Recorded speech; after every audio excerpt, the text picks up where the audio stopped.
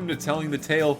Y'all, we're back. I'm your host, Mitchell Farley Wolf, and it's been a good month off, and I'm excited to molt my crinkly feathers? And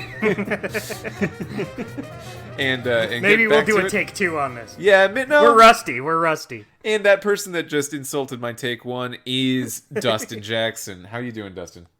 Hey, am I looking forward to talking about this game? You bet Jurassic.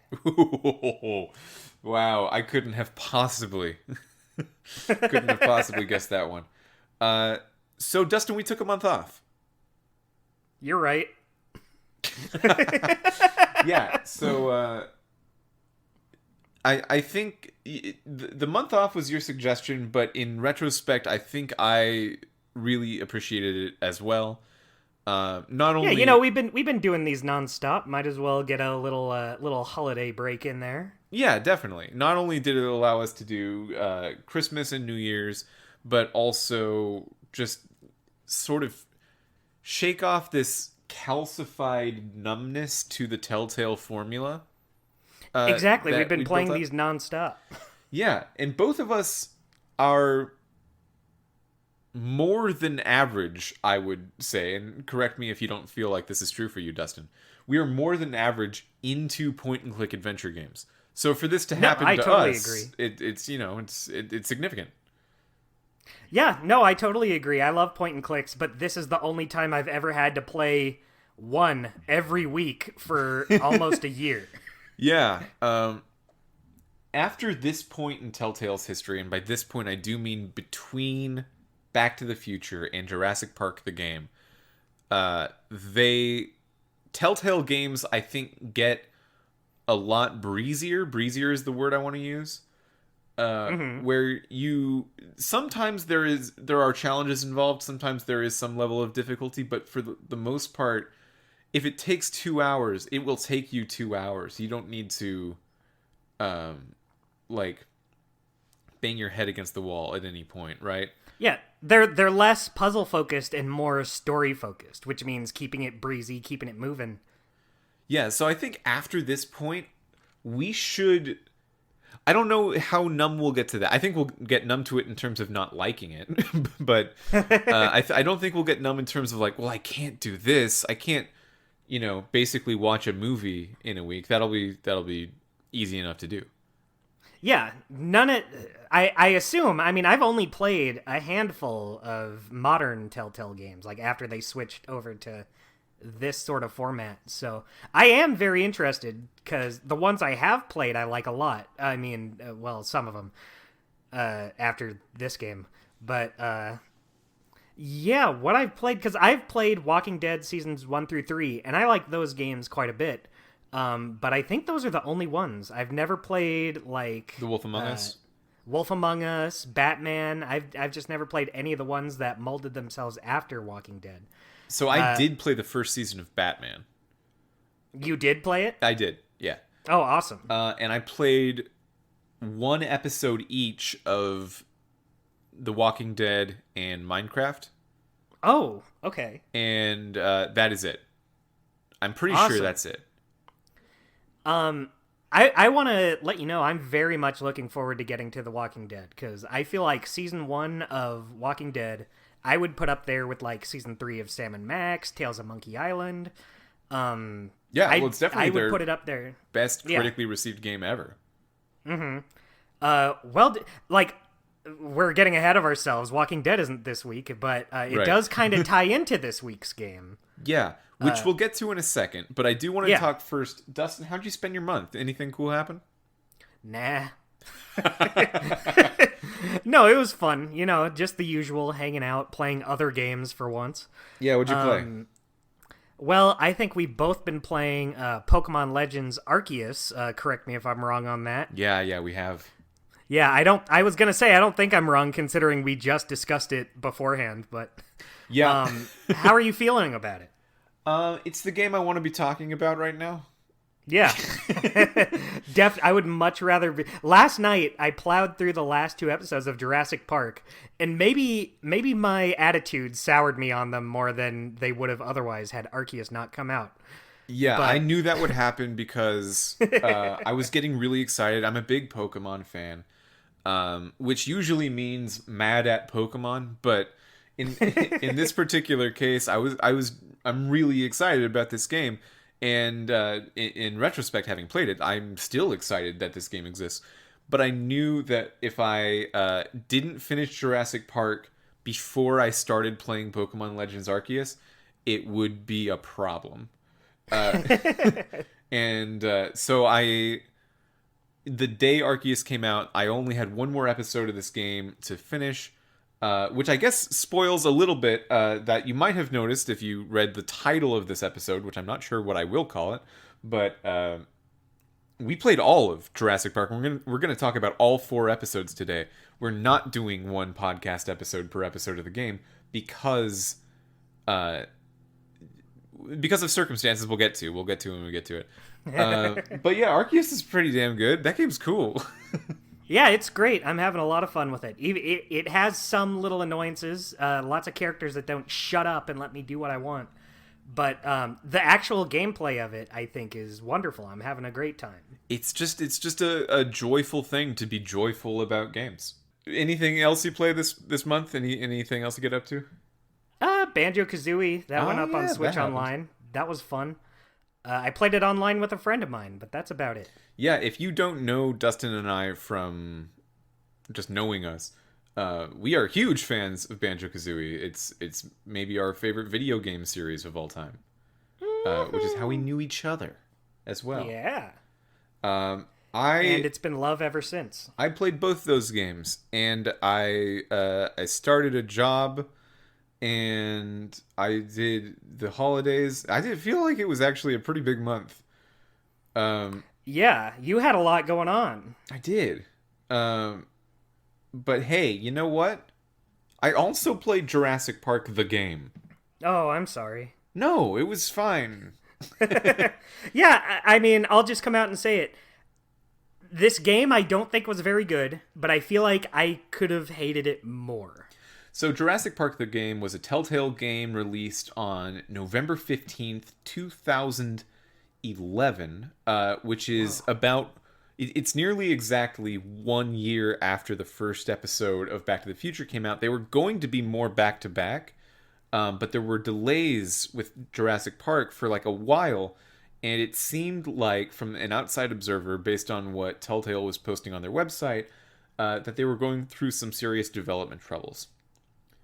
And later on, still before the game came out, but pretty late in the hype cycle for it, it was announced only then that it would be releasing as one more traditional retail package with all of the episodes in at once. You can't pay episode per episode. They weren't going to release episode per episode. It was just all at once, as if to sort of just try to get it all out there. I didn't actually know that until we started playing this game and researching. I thought it was released normally. I don't remember this. Why do you think they released it the way they did? Well, not to be too critical up front before we actually have talked about it, but I do think that maybe it was a confidence issue. I could see that. Yeah, where like if you put out the first episode and people are like, well, I didn't like that, then you're stuck producing 3 more episodes that are not going to get the same kind of attention and hype and everything. So I could... And like, releasing a game is an expensive, difficult process. So, sending those 3 after the episode 1 out to maybe die would be rough. I could, yeah. Mm-hmm. So that's my hypothesis. But clearly they weren't so down on it that they gave up on the format, because they didn't give up on the format. Yeah, I mean, this would go on to influence basically every Telltale game afterwards. And I think it's good that they did that, because it is a good formula. It's just, this feels like a prototype to everything that would come after. I will say that I don't know if I think it's a good or bad formula. I think it's sort of just a neutral formula, that it won't destroy a game idea and it won't carry it either. it's an entirely narrative focused thing. So like if your narrative is good, then you have a good game, and if your narrative isn't, you don't. Can I say one thought I have on the game before I forget? I think I have it down in my notes, but it's just on the tip of my tongue, raring to come out. Yeah, do it. Say it. I think even though I enjoyed Back to the Future more than Jurassic Park feels like a more ambitious, bigger game and story. Yeah. Like Back to the Future, it's them falling onto this. It's basically a traditional point-and-click adventure game, which is great, but we've had so many of those, and it does it all right. But Jurassic Park, I feel like, is kind of a mess. It's kind of... The way I described it was, it's both stressful and dull at the same time, sometimes. But I feel like at the end of the day, I might appreciate it more. I might give it more points than Back to the Future. Just because, both story-wise and what they're doing with the gameplay, it feels like a bigger step. Yeah, it clearly is. They haven't done anything quite like this before. It's worth bringing up the Universal agreement that they had. Mm-hmm. They were talking with Universal Licensing, and Universal Licensing, someone there was really impressed with Telltale's stuff. At that point, that would have included the 3 seasons of Sam and Max. I think the 3rd season was already out for discussion. Tales of Monkey Island, Strong Bad, all that kind of stuff. And that's what convinced Universal that, hey, we should let this relatively small game developer tackle some of our properties and see what happens, because they have done fairly small things so far, but they've been very faithful to the source material, and that would be a very interesting thing. What if we gave them Back to the Future and Jurassic Park, and I think Law and Order was part of that too. I might have that wrong, but I think it was those 3. And rather than just okay, this massive company likes our Sam and Max type stuff, let's do that. Rather than that, it was let's use this as a springboard for innovation and experimentation within our game format in a really big way. Yeah. This could have been safe, and I think if it was safe, it could have been, one of the ones people talk about. But it was very experimental. I think it being experimental stops me from really disliking it. I think that's true. Yeah. Overall, I did feel like I did not have the greatest time with this game, but it is just cool. It is cool seeing him try something different. And it doesn't... It's a mess. It's kind of like Monsters University. Huh. I don't know if you've seen that. Yeah. you know how Sully, he's like the star scarer. He does a great job, but it's just the same old scare every time. And then Mike Wazowski, the little eyeball man, he can't scare. He does a bad job. He sucks. But he knows all the ins and outs, and he's trying harder. That is how I would describe Jurassic Park and Back to the Future. Huh. Wait, so which one's which? Sully is Back to the Future, where he does a great job, but it's just the same old thing. Okay. It's not very ambitious. And then Jurassic Park is Mike Wazowski, who is very ambitious, but he sucks at it. It's bad. He does a bad job. But it's a little more impressive, I think. Huh. Well, that's an interesting take. Yeah. It just came to me. This was not prepared. He's frantically crumpling up all the papers where he wrote out this metaphor ahead of time and shredding them. So Sully equals Back to the Future, and Sam and Max is blah, blah, blah. Sam and Max is like Randall, and... I don't know why they would be Randall. Yeah, but he's the only other character. Yeah. There we go. They're the other 2 characters, so it works. So Yeah, let's talk about what made our decision the thing it was Okay. to handle all of these episodes in one episode of a podcast rather than spread them out across 4 weeks, which would normally be our process. Yes. So why did we do that? There's not a whole lot here to talk about. Yeah, so the story week after week, I think we could have gotten into. Yeah. But so much of what we talk about on this podcast is the story, but also things like aesthetics and mechanics and how puzzles work and things like that. And all of that is very very much the same across each episode of this game.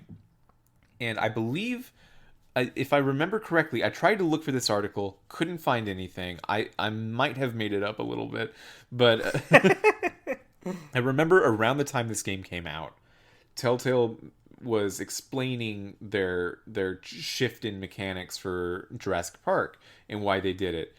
And they basically said something to the effect of, well, Back to the Future, the way that Marty McFly solves all of his problems are very similar to how our past game protagonists solve their problems. It's a lot of like lateral thinking and moving one item to another and stuff like that, doing that kind of thing.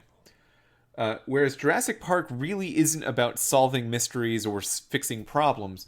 It's a survival thing, and it requires a different attitude to the mechanics. It requires a different thought process there. So Right. they replaced a lot of the get item, use item on other thing, conversation trees, although there are some conversation trees. They're not like that big of a thing in this game.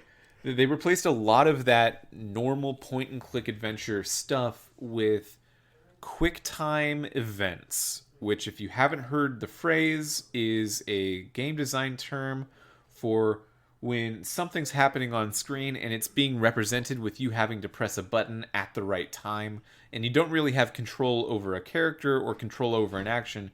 You just need to press the button at the right time, and that's it.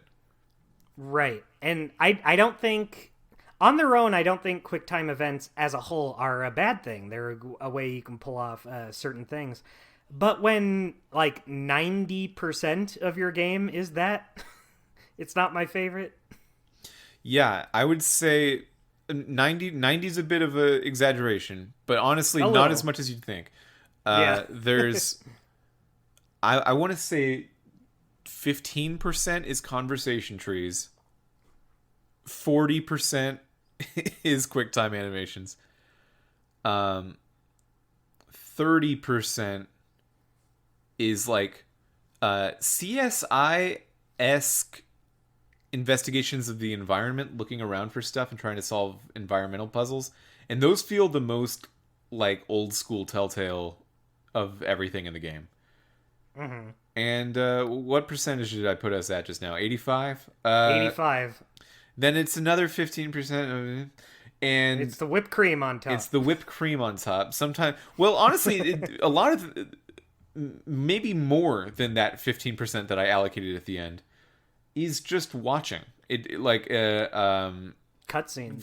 it's very cutscene heavy. It's all in engine, so it's they're not pre-rendered cutscenes. They're all happening in engine. The characters are really moving around the space, but there is that they have taken away interactivity at those points, and a lot of that is because I think a game where you are systemically running away from dinosaurs in the way that this game tries to frame running away from dinosaurs, but like imagine a game that does this, but it's like an action adventure or an action game, and you're physically moving your characters around trying to run away from dinosaurs, and you're trying to keep the scenarios as interesting as this game at least. I think that game might be impossible to make. Yeah. I think it's too... There would be too many verbs of like crawl over this thing, duck under this thing. Too many action verbs. Maybe it's possible. I'd love to see it. I don't really have an idea for how I would tackle that. But to this day, this game is like the only game that tries it in three-dimensional space to the degree that it tries it. It's just that it is largely non-interactive. Mm-hmm. And I think it was at this point in video game history as well, around 2011, where arguments about walking simulators started showing up. This is not a walking simulator, but I think it is related to that in just in terms of the argument of like maybe it's a game thing that doesn't have to be interactive as much, and that's still like fine as a product. Maybe it's not a game like we call it games. Maybe it is a game and games are just a bigger category than we thought. Where do you fall on that conversation? I don't know. I never really thought about it. No, I think it's fine. I think it's totally fine to get a game where the interactivity is like less than your average game and the focus is more on the story. I would still call that a game. I would still call that a game that's worthy of being played if that's what you're into. I think I guess the definition of game can just be stretched a little bit. It can just be a vehicle to push a story, which at this point we're kind of familiar with, but I think going ahead we're going to become very familiar with. Yeah, my take has always been that if movies are fine to exist and games are fine to exist, it seems strange that a game that's very movie-like is bad because of that. Yeah. Because it's just a product that's in the middle. It you can judge it on its own. That said, games have always been much dearer to me than movies, so I gravitate toward them, the ones that are more gamey. But it's not important. Jurassic Park, really loves QuickTime events, and I think this is a worse thing now than it was at the time, because now QuickTime events are so associated in conversation with accessibility. Mm-hmm. It feels like taking something that a physically disabled person who has difficulty manipulating a controller in the typical way, or difficulty with timing their movements in a very precise way. It's the kind of game that they would absolutely be able to play through, except for these QuickTime events. And a lot of the later Telltale games will actually adjust for that. They'll have options in the menu that can turn them off. Turn off the QuickTime events? Yeah.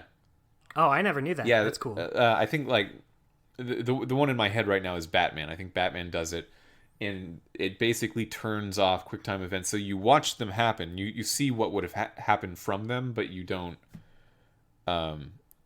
participate in them at all. That's cool. Yeah, I like that. And then some of them are like, instead of mashing, just hold it. Like there's like half accessibility measures as well, which are nice to set it exactly for where you need it. That stuff's cool, and I think it's worth noting. But as Jurassic Park is the first attempt at a lot of this, there's pretty much no accessibility options other than like subtitles. Yeah. Yeah, it's a shame, but it's also I kind of get it as their first attempt at the thing. Here's a question for you, Mitch. Did you play this game with a keyboard or a controller? So I played this game with a keyboard and mouse. I did as well, and boy, let me tell you, some of these QuickTime events, overall it was fine, but there was a good chunk of them where I was like, I bet this would not be as hard if I was using a controller. Yeah, I felt that too, and I think part of it is just we've been trained so specifically on pressing buttons with the right hand and movement with the left hand, and keyboard and mouse are different. So when something is very like timing based, I don't really want to use the thing that I'm less acquainted with for playing games, because I'm definitely more of a controller person in general. Same. I just wonder, because I feel like some of these QuickTime events were, I don't want to sound like a little baby, but I feel like some of these I was like, how was I supposed to get that in time? Some of them just felt like they went way too fast for my fingers on a keyboard, but I feel like I would have gotten them easier if I had like a control stick. Like usually it's the ones where you have to press a directional button or WASD keys.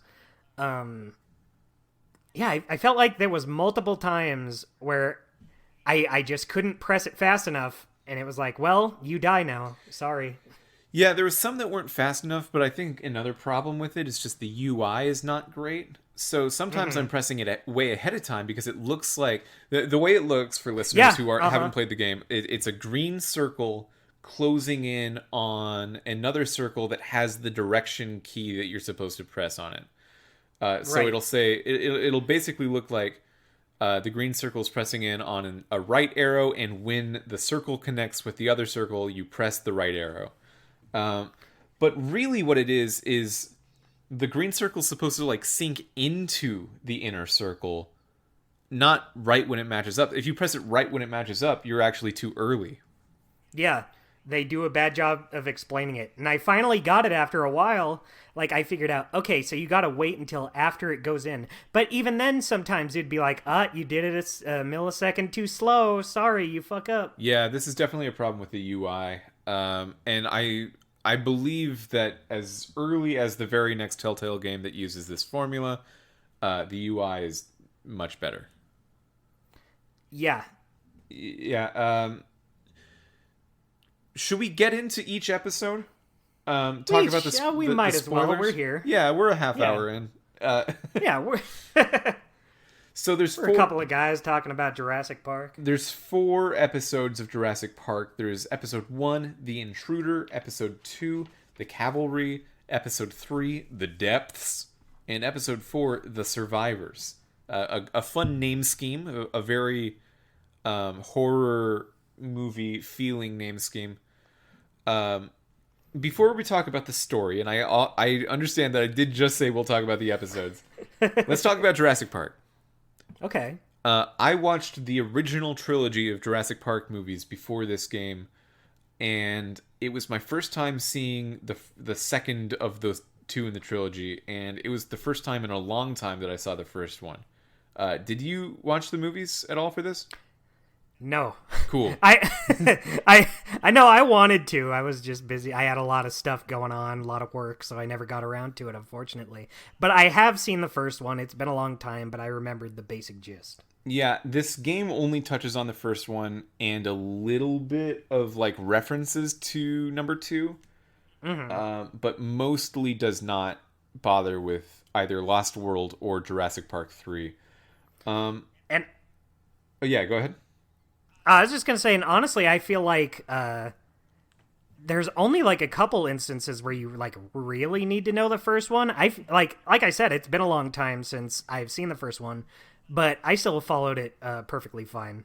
There's some stuff in there, but if you haven't watched the first movie and for some reason want to play the game, don't feel like you absolutely have to. But I would actually not say that. Okay, never mind. Well, no. I think that's interesting because this game is like a branch off narrative of the story of Nedry from the movie. So Nedry is the guy who plays Newman in Seinfeld, and his thing in the movie was that he was going to get a bunch of the dinosaur embryos from Jurassic Park, store them in a Barbasol can, and transport them off the island in secret and get a huge payout from like a competitor dinosaur reviving industry. There's multiple companies that are trying We're going to be the dinosaurs. number 1 name in dinosaur revival. Yeah, they're going to really make it big, being the second people to revive dinosaurs. I guess they would. I mean, no one else is... Like, even if you're second, you're still bringing back dinosaurs. You would still probably be a big deal. Yeah, but there's... InGen is the company that is making Jurassic Park. They're being so secretive about it that Laura Dern and Sam Neill's character in the first movie are dinosaur researchers. They're paleontologists, and they don't know about it. Like, it's so secretive. No one even knows what they're doing. And then somehow there's this other company that's like, I bet I could do it. I could do it better. I could probably do it better if you ask me. I could make like a big old dinosaur, like a big old one with feathers and crap. You give me a dinosaur embryo, I get you your dinosaur, no problem. No problem. No questions asked. How's your mother? And so I think seeing I'm just picturing like a competing company that makes dinosaurs on the cheap, and they're all like bad. They're like bad replicant dinosaurs. Well, the problem with Jurassic Park is that they are bad replicant dinosaurs because they're more frog than dinosaur. That's true, but I'm picturing like the Far Side dinosaurs. Sure.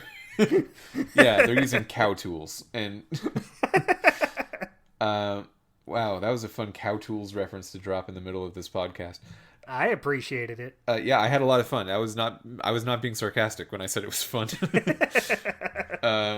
So there's that scene in the movie where Nedry is eaten and he drops that Barbasol can, and like it's on a very iconic cliff shape thing where his car is up at the top of the cliff, and this game takes off like right from that thing.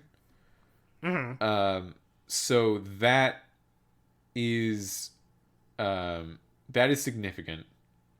Yeah, but even then, I feel like if you hadn't seen the movie and you decided to play this, I don't know why you would do that, but I think there's enough context clues that you can pick up that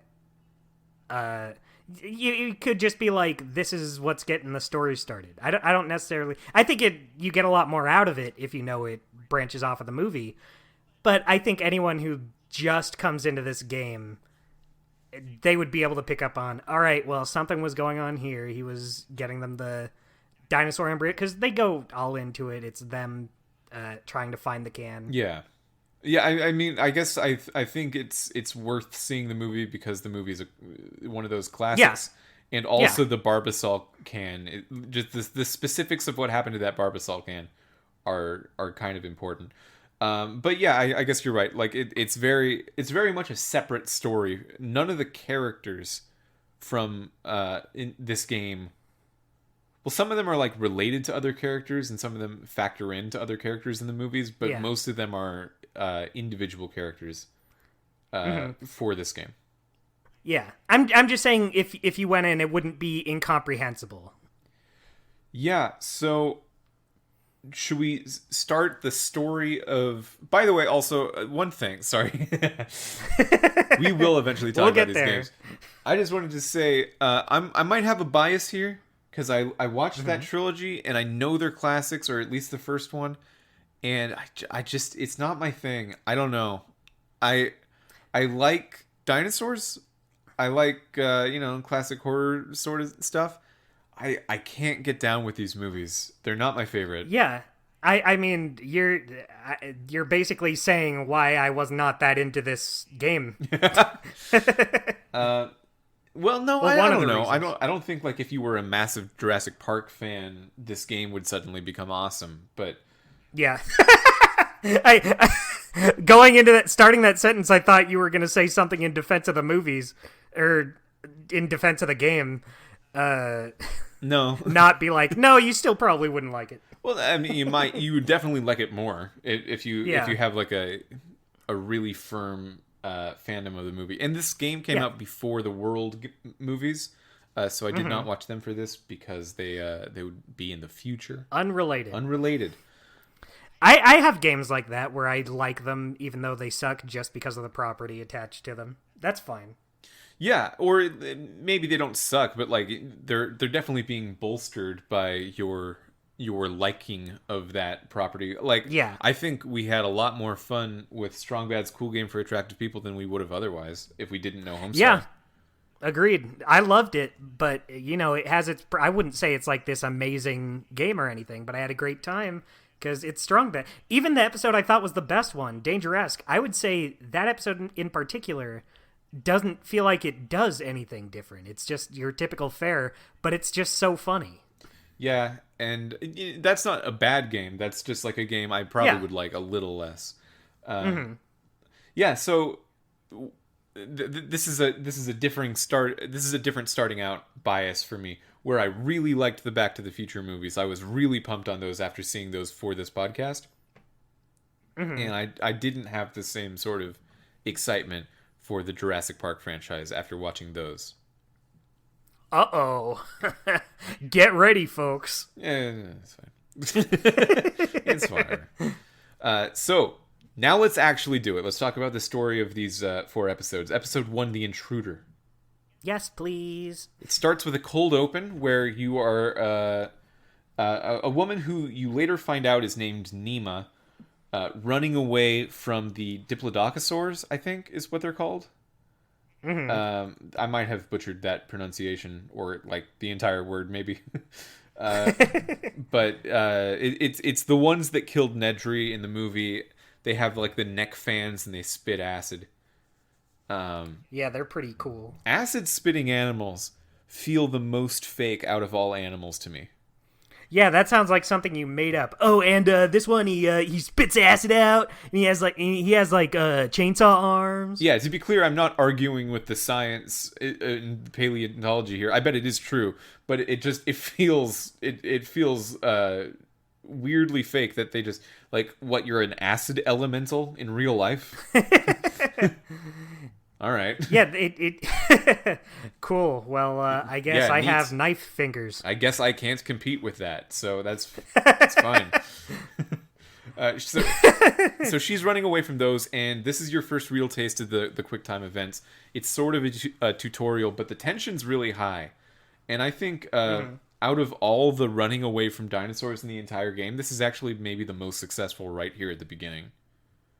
I think so too. It keeps it mysterious. Like you're thrown into this setting. You have dinosaurs chasing you. You don't know what's going on or who these people are. So it just throws you into the deep end. Yeah. So that's a cold open. So then they sort of rewind the time a few hours to this woman and a guy who's traveling with her named Miles Chadwick. What a name. Yeah, there's going to be more of those great names in this game. Getting off the boat, and it turns out that these two people are sent by the rival company to impersonate being engine employees and retrieve the Barbasol can from Nedry. So they're sort of they're corporate spies. And there's a little like environmental puzzle where you try to distract some guards, and at that point I realized what the game was going to be like. Which is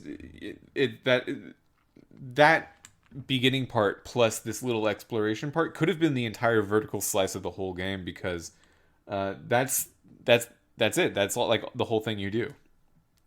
Yeah. How do you feel about, like, you don't even control, you don't even move a character around. You have a little thing that brings up pictures of areas, and you click on one, and it automatically moves your character to that area. Yeah. How do you feel about that?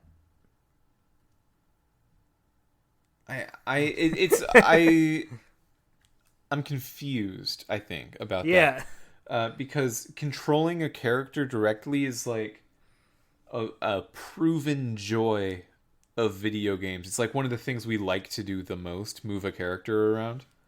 Just make them walk from place to place. They don't even really have to jump. They don't have to punch. Just like, it was my choice to make this character walk from point A to B. And it's not like this game has an animation budget deficit here, like, because the characters have so much animation in this game. But like, that would be my guess as to why you wouldn't have that, because you don't want to animate them walking around and program collision and stuff like that.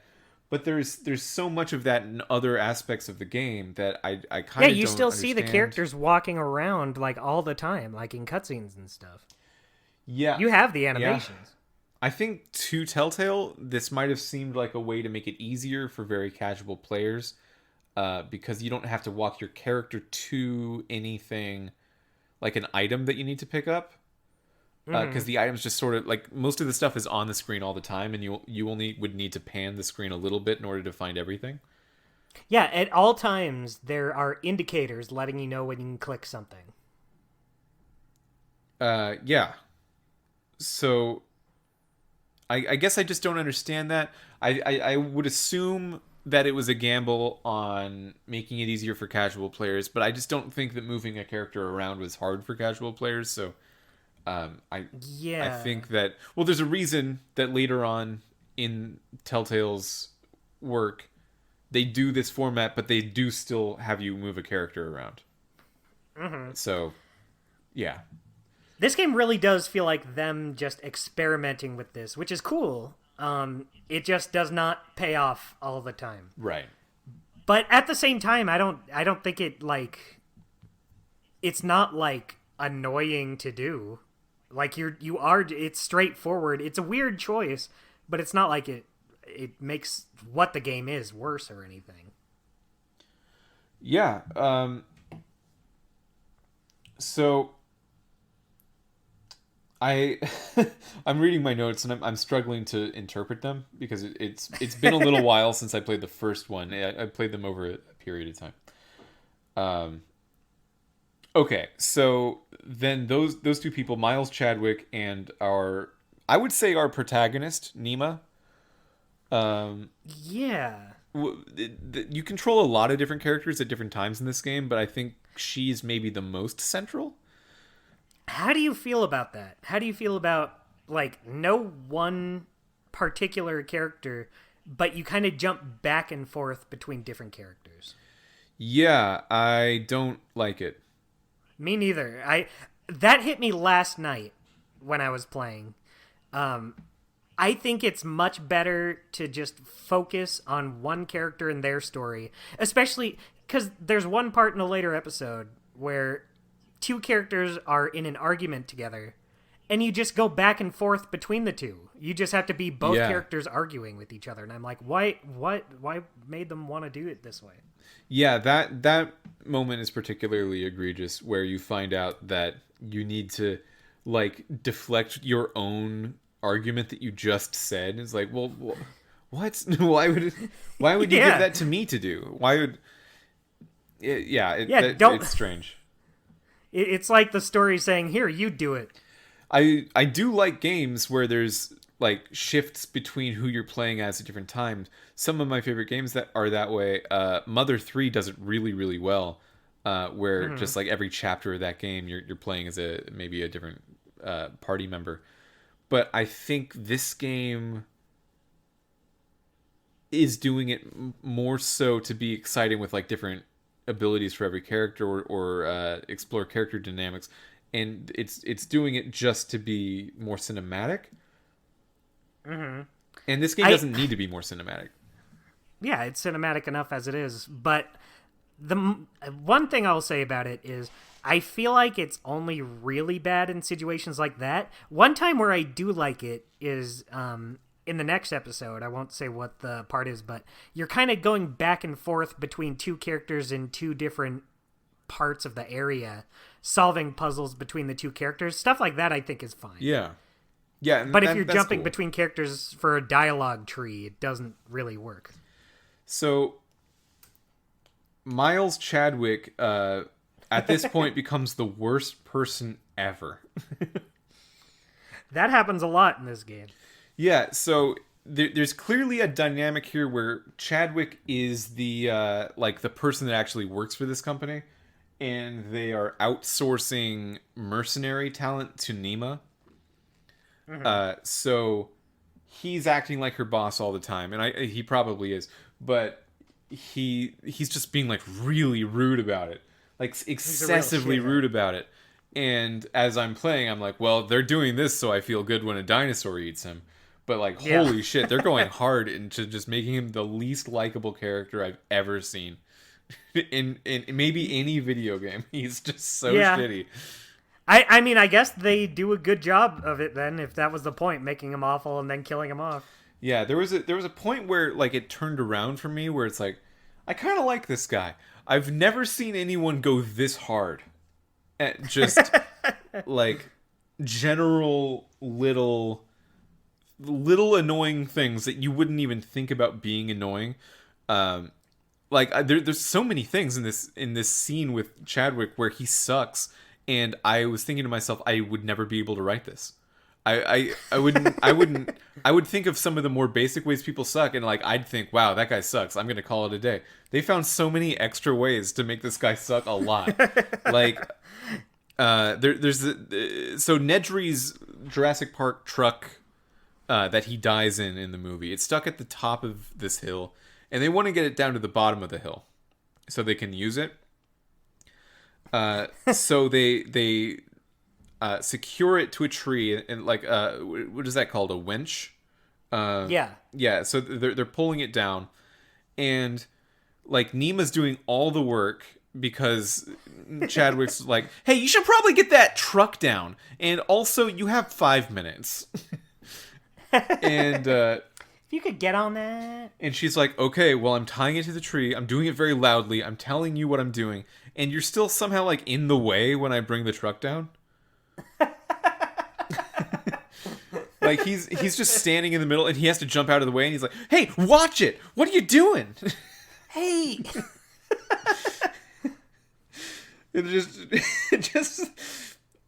It was at that moment where I actually really liked the difference between me as a player and Nima as a character, because if I was acting as Nima more, I think I would just be genuinely very mad at Chadwick, and me as a player just watching Nima have to deal with him is kind of hilarious. Yeah, they're a real odd couple. Yeah, and then those dinosaurs, the Diplodocosaurs or whatever, they show up. And they spray a bunch of acid. I got ice spit twice in trying to get away, and I got eaten by these dinosaurs before finally getting it. And then they eat Chadwick. Yeah, going back to when Chadwick was alive, the one part I have in my notes where it really sunk in how much he sucks is it's when you're trying to convince the captain of the ship. It's like, hey, we work here and we have to stay here on the island, and Miles is fumbling the entire time. He's like, we work here, and then the captain's like, all right, I don't have time for this, whatever. And then Miles says, next time I should do the talking. It's inspired how shitty he is.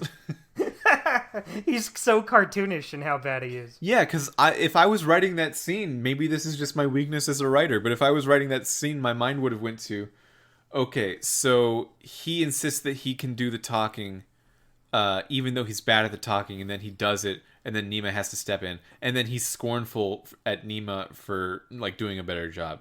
That would be like the best I could think of. But then he's not even scornful at Nima. He's like, yeah, I fucking crushed it, and also I'll do it next time. And like, what a guy! What a guy! You know what? When playing this, that never sunk in, but you've totally turned my opinion around on Miles Chadwick. It's a shame that he dies. It's a shame that he dies, but it's also imagine all they could have gotten out of him if he stuck around.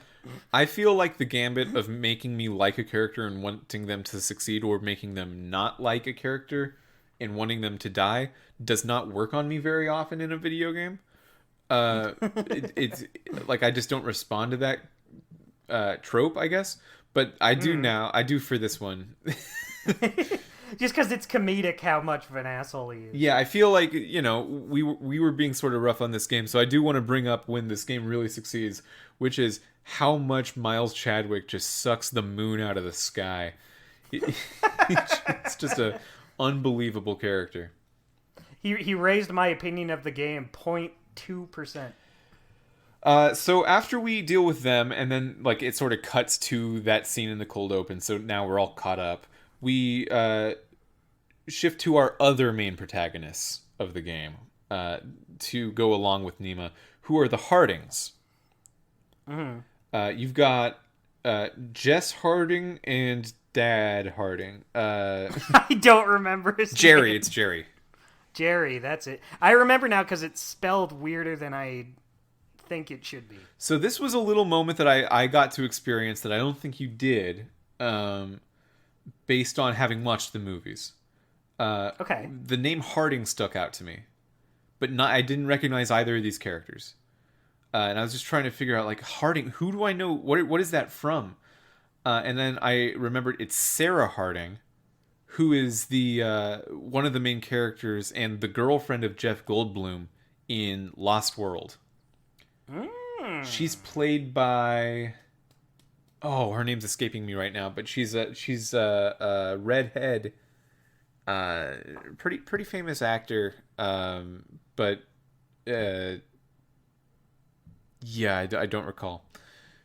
That movie had a very interesting cast. It was her, Jeff Goldblum, and Vince Vaughn as the main trio.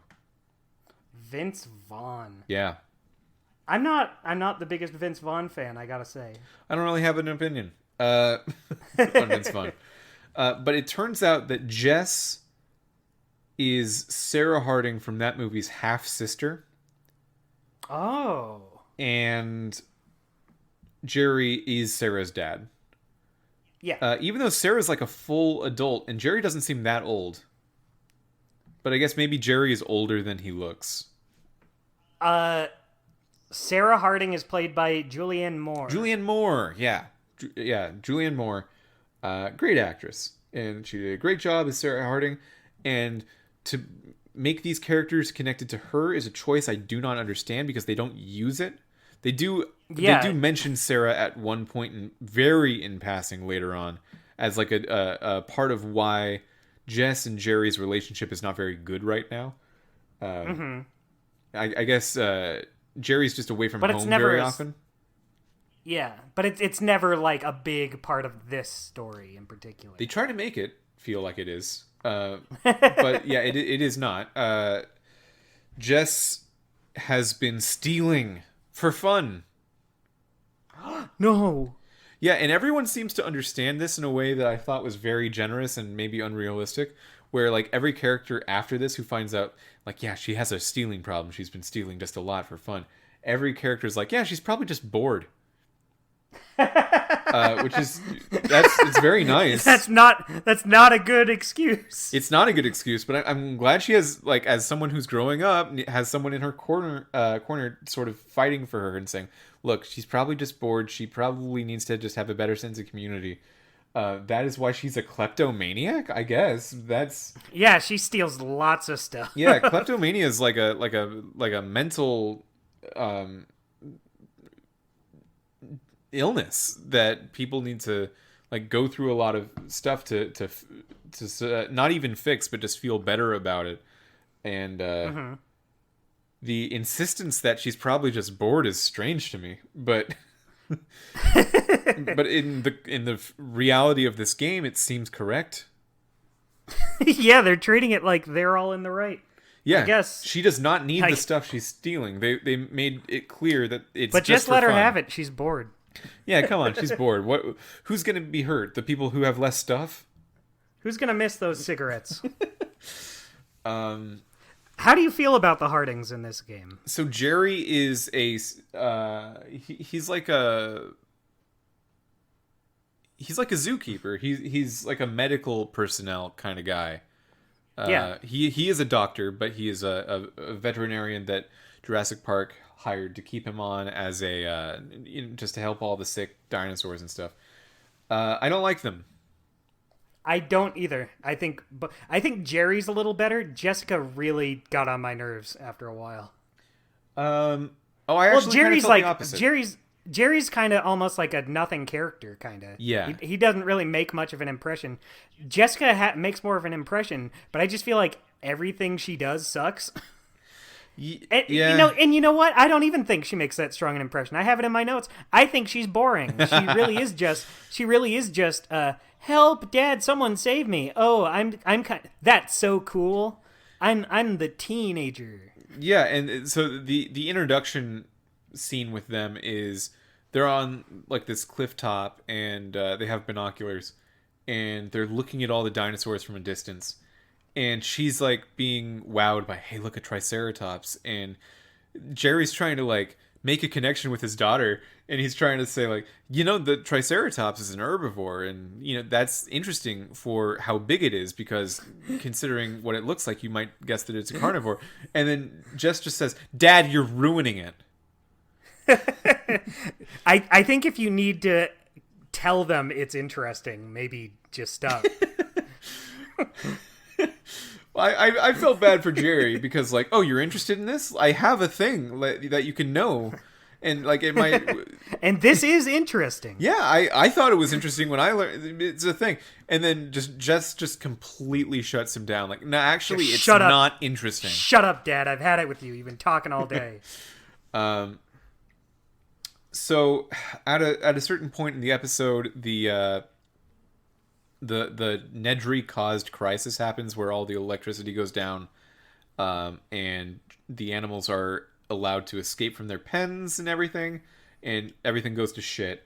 And the characters solve this by hitting Nima in a car, and that's how the Hardings connect with Nima's side of the story. So Jerry cures her from some sort of poisonous bite, and then she wakes up and holds the Hardings at gunpoint. And that's the end of this episode. This sucks. I feel like almost every character in this game has their moment of, you actually suck. This is not good. And we find out Nima has, understandable reasons to do this, but it's also just like, well, don't. They were being so nice to you and helping you and saved your life, and then you pull this shit on them. You're bad. You're not good. It's sort of Roger Ebert talked a lot about stories with the idiot problem, where it's a narrative where it only works if every character is an idiot. This is similar to that, but it's not exactly the same, because these characters are actually somewhat smart. It only works if every character hates every other character for no reason. Like the conflict between these characters sometimes feels so artificial and out of nowhere that it hits you like a train, and you just wonder, like, well, why did any of that happen? Why are they at gunpoint? Nima, like, hide the fact that you have a gun for a second. You can maybe find out if they can help you or not. Yeah, exactly. And believe me, we'll be seeing more of idiot syndrome in Telltale games. Everyone is an idiot syndrome. There's a specific game not that far off where I'm like, yep, that describes that one to a T. Ooh, I'm excited. So that was the end of episode 1, where she has them at gunpoint, and it's like a cliffhanger. But right before that, there's one thing I wanted to talk about. While Jerry's trying to cure Nima, she's like going in and out of consciousness, and she is Costa Rican, so she's speaking Spanish, and the character Jess only knows a little bit of Spanish, and Jerry doesn't know any. But they leave it up to the player to guess the words she's saying in Spanish. So it's just like, if you know Spanish, you get this right, and if you don't, you don't, even though the entire rest of the game is in English. I thought that was so weird. Yeah, well, so apparently you get an achievement if you get it perfect. And I did. I did too, but only on accident. I just really? Guessed. Yeah, I just happened to guess them all. I've got 3 years of high school Spanish rattling around somewhere up there. But it's not good, and most of it is forgotten. But I did remember enough to know what she said when she was sort of phasing in and out of consciousness. And I got myself an Achievo. Thanks, Steam. Good job. Yeah, I got it too, but I didn't know, and I guessed. Maybe you get it even if you're wrong. That's true, maybe. Yeah, there were a couple achievements that popped up while I played this game that it might be related to the fact that this game is not available on the Steam storefront anymore, so it's not supported. But there's some achievements that popped up where it's like, oh, I didn't do that, actually. But thank you for giving it to me. I'll take it. It's generous. So episode 2. Do you want to talk about episode 2? Um, You don't have to. It's just a podcast. you do it. My notes are a little slipshod. Okay. Slipshod, huh? Yeah. Is that a word? How do you like that? Yeah, what's that mean? I think so. It means a little all over the place, I think. Oh, a little scrouty row. Okay. I think I used it right. But yeah, so we do meet some new characters in this episode, though. Yeah, so we meet Alpha Team, who... Alpha Team and Bravo Team are the teams sent in by InGen to collect everyone and rescue everyone before the dinosaurs get to be too much of a problem and eat everyone. They were not successful in beating the rush there. Ooh, better luck next time. And we're introduced to Alpha Team, which is a helicopter of 3 people. It is Decaf, the pilot. Oscar, who's like a brooding sort of strong guy. Yeah, he's one of those types. Yeah, and Billy Yoder. Who you might think, a name like Billy Yoder, this is the extra guy. No. Billy this Yoder. is the main guy. Yeah, of this the is group. like the guy. Yeah. For a little bit, Billy Yoder appears to be a third main protagonist of this game, alongside Nima and the Hardings. But we'll see how that goes. This is a very ensemble cast game. So they're looking for Bravo Team, which was on the ground already there in Jurassic Park to sort of collect everyone, including someone named Vargas. Vargas is reacting very strange. It's clear that he has shell shock from just the whole experience, but he's also like delusional, and he's running away, which like is not, those symptoms don't usually go with that. He's just like imagining he's in a different place and he's acting violently, and Oscar almost has to shoot him. And I think what they wanted this to go, like the way that the tone, the developers wanted the tone to be was like, oh man, it sucks that you need to shoot your friend Vargas, but like he's going wild. Whereas in playing it, it just seemed like Oscar wanted to shoot Vargas. Right? That's exactly what it felt like Oscar had like ulterior motives or something, so he killed him, or tried to kill him, shot him for his own gain. Yeah. I was just like, what's his deal? Yeah, and I thought that they were maybe sowing the seeds of Oscar having this other reason for being there, and he's like very okay to kill InGen guys. But that actually is not the case. There's a little bit more with Oscar that you don't know about immediately, but still it's like it's not that. Yeah. So I don't understand very what that badly was about. communicated. Yeah, so eventually so Nima's been taking the Hardings at gunpoint, trying to get them to the north side of the island where the docks are, so she can meet their rendezvous point and deliver the Barbasol can. Yeah. And there's a very, very fun roller coaster puzzle. Oh boy. Is this Fun, the episode huh? with the roller? Yeah, it is. It is. Yeah. Here's a very, very fun roller coaster puzzle. I could just hear the seething tone in that. Where you need to A rearrange very, very the fun. carts in a roller coaster in a way that is annoying and slow. And then you go on the roller coaster, and you're supposed to just take it to the bottom of the hill, but shenanigans occur. Yeah, I hate to interrupt, but this is the part, like, that part sucks, I hate it, but this is the part I was talking about where I kind of liked switching between Jerry and Jessica here. I thought this was a time when switching between the two worked out.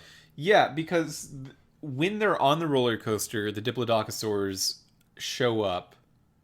Oh, no, you're talking about the arrangement of the carts. No, I hated this a lot. No, the arrangement of the carts part sucked. I just think the idea of switching between like one of them handles stuff over here, one of them handles the stuff over here. The idea of it I liked a lot. Okay. Just that actual puzzle I did not, and no one did. Okay. That makes sense. Don't worry, I'm on your side. It did, and no one did. I'm not fighting you on this. So they go on the roller coaster, and it's supposed to just go slow and to the end of the track down the hill. And I still don't exactly understand why that couldn't happen, but they had to change the tracks again because the dinosaurs showed up and were trying to eat them off of the very fast roller coaster as if... I mean, they're not like mutants. They're just dinosaurs. Like, it's just an animal. It's still something you should be able to avoid. Yeah. But they just... There's a lot of sitting in a roller coaster and then doing a QuickTime event to, like, hit them off of the roller coaster. Hit the dinosaurs off, I mean. And you do QuickTime events for Jess, Jerry, and Nema. Which is... It as far as QuickTime events go, it's kind of fun, but it's also like I have a note here that this made me feel bad. Why? Well, it just made me feel a little sad because the roller coaster needed to be set up by a pretty talented level designer to make sure that all this stuff fit in the right places at the right time. And the animation department needed to go wild on it. The cinematics department needed to do so many cuts from different camera angles. The programmers needed to make sure that because you're turning so fast on a roller coaster, like loading in and out half the island at once is not going to just crash the game. This was a very, as far as I can tell, probably the most intensive part of the entire game for development. And, like, the fact that it wasn't landing at all, and it just wasn't this big exciting part, like, hey, imagine you're on this roller coaster, you the player, you should feel very stressed out and sort of exhilarated. And the fact that didn't come across just made me feel so bad, because I know how many people work on that kind of stuff. And for how long. The note I wrote down was the interesting listness of the roller coaster made me sad. I'm sorry, Mitch. Yeah, well... I feel it too. Like, you can feel the hard work that went into it, but it's just like, who cares? Yeah, like there's pieces of wood and scaffolding sticking out at just the right time, at just the right place, that work because you need to, like, duck when you get there or something. And figuring out the placement of that kind of stuff and making it all work together has got to be some extreme kind of calculus. And it's just sort of a bummer that it doesn't work like that. Yeah. I have a question for you, Mitch. Yeah. How did you feel about the music of this game? So are you going to bring up Company of Killers? No, I'm just asking about, like, the score, just the background music of the overall game. Oh, it was very Jurassic Parky. It's made to imitate John Williams. It's Jared Emerson Johnson doing his best John Williams. Yeah. And in that way, it's faithful. It's funny you say that, because the whole time, not the whole time, but there was like multiple points where I was listening to it with headphones on, so I was like more focused on the music than I normally am with these Telltale games. And I don't know, maybe it was just me, but it kind of felt really out of place at points to me.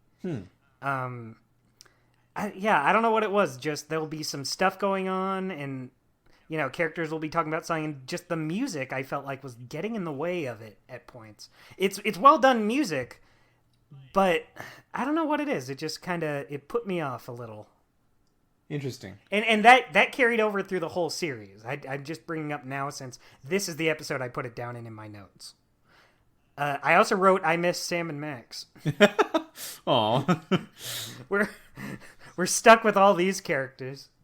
So I was wondering at around this time if Nema and Oscar were in league with each other, because they seem to have similar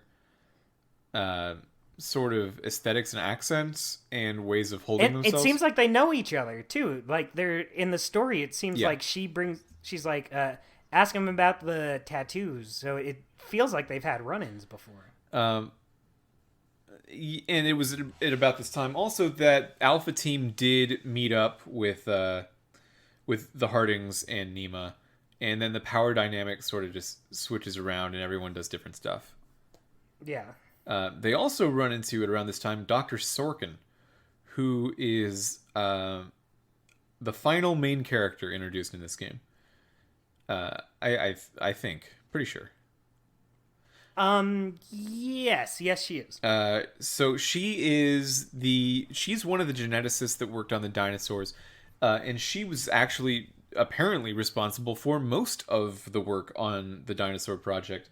And the only reason that Dr. Wu, who's credited as being the chief geneticist on the project, got that title is because his one specific contribution of maybe we should include frog DNA in the dinosaurs to fill up the gaps was taken and it worked.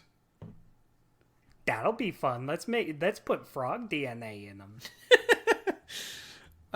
So the way they explained it in the movie was like the DNA had gaps in it, which I don't exactly understand the concept of gaps in DNA. Like, what does that mean to you, Jurassic Park the movie? What do you think that means? Because I don't think that's how that works. I think it means there's like I think that means there's a gap. Usually means there's like a space where there's nothing there. Sure, but like the reason. So I when I was watching the movie, I was like, I'm sure Jurassic Park, as they did it with the retrieve the DNA from the mosquitoes and the amber. Mm-hmm. I'm sure the way that is told is impossible because we would have done it already. But I don't actually know why. Why can't this happen? And I looked it up. And do you know why it can't happen? What? I don't know. So it's because fossils, like the shape of bones in fossils, are really the longest lasting part of your body, of any animal's body that can still be around. DNA itself just doesn't last millions of years. Right. So you can't, even if it's in amber, it just disintegrates. It's not, you can't get it. Right. So that's why. So like if it was just going to disintegrate, does it disintegrate in gaps like that? Like that was the part that it's make believe, but I was just trying to figure out what they meant. So the point is that they put frog DNA, and this particular kind of frog is like one of the few species that do this, that shift their sex modularly, so they can go from being male to female depending on what's needed in their community, and that obviously breaks Jurassic Park. Mm-hmm. Which is one. Here's one thing I had against the movie Jurassic Park that is related to that. Okay. Jeff Goldblum's character is a chaoticist. He studies chaos theory. That's why he calls himself a chaoticist. He's a mathematician of sorts. And his thing is, life is so complicated that you can't you can't. It finds a way, dude. And he says that, and that always didn't feel right to me, because it's like, that's not why this was messed up. The Mr. Goldblum. The idea that life finds a way is not the moral of Jurassic Park. The moral of Jurassic Park is, be careful. Don't make dinosaurs. Well, even if you can make dinosaurs, but like, don't give them DNA that makes them boys if you want them all to be girls. Yeah. It's just it would have worked if they didn't do that. It would have been fine. If they just did it a normal way, Jeff Goldblum would look like an idiot saying life finds a way. If they just did it a normal way at the end of the movie, they were like, yeah, so none of them bred. I guess you were wrong, Jeff Goldblum. Stupid. If they just, like, they don't do it right the second time either. When it frustrates me that, like, he gets to have this character moment of, I guess life really did find a way. I was right. It's like, well, there's no reason I that you earned should have that assumed this. Like, the fact that you were right, you shouldn't have thought that. You shouldn't have assumed that they just will breed somehow, because... Drag him. Anyway, Dr. Sorkin's working on this thing called the Lysine Contingency, which is the idea that they took away the dinosaurs' natural ability to regenerate lysine in their bodies, which means that if the Jurassic Park employees don't manually feed them all the lysine they need, they will die. And this is something that they did on purpose, so that if they escape somehow, they'll only be alive for a little while before they run out of lysine. Right. So she hates this because she's very animal rights activist-y kind of person. She doesn't want these dinosaurs to basically live in torture and misery and die. Yeah. I guess that's fair, but they are dinosaurs. Yeah, and she was like, They shouldn't even be around to begin with. They should be lucky they have this. Yeah, that was kind of my thing, and then I felt callous for thinking that. The moral ambiguity of this game is like, should you save these dinosaurs because they're only in the world because man brought them in the world? And my immediate thought is like, no. Like, hard no. Yeah, these dinosaurs are killing and eating people. Yeah. They shouldn't be around to begin with.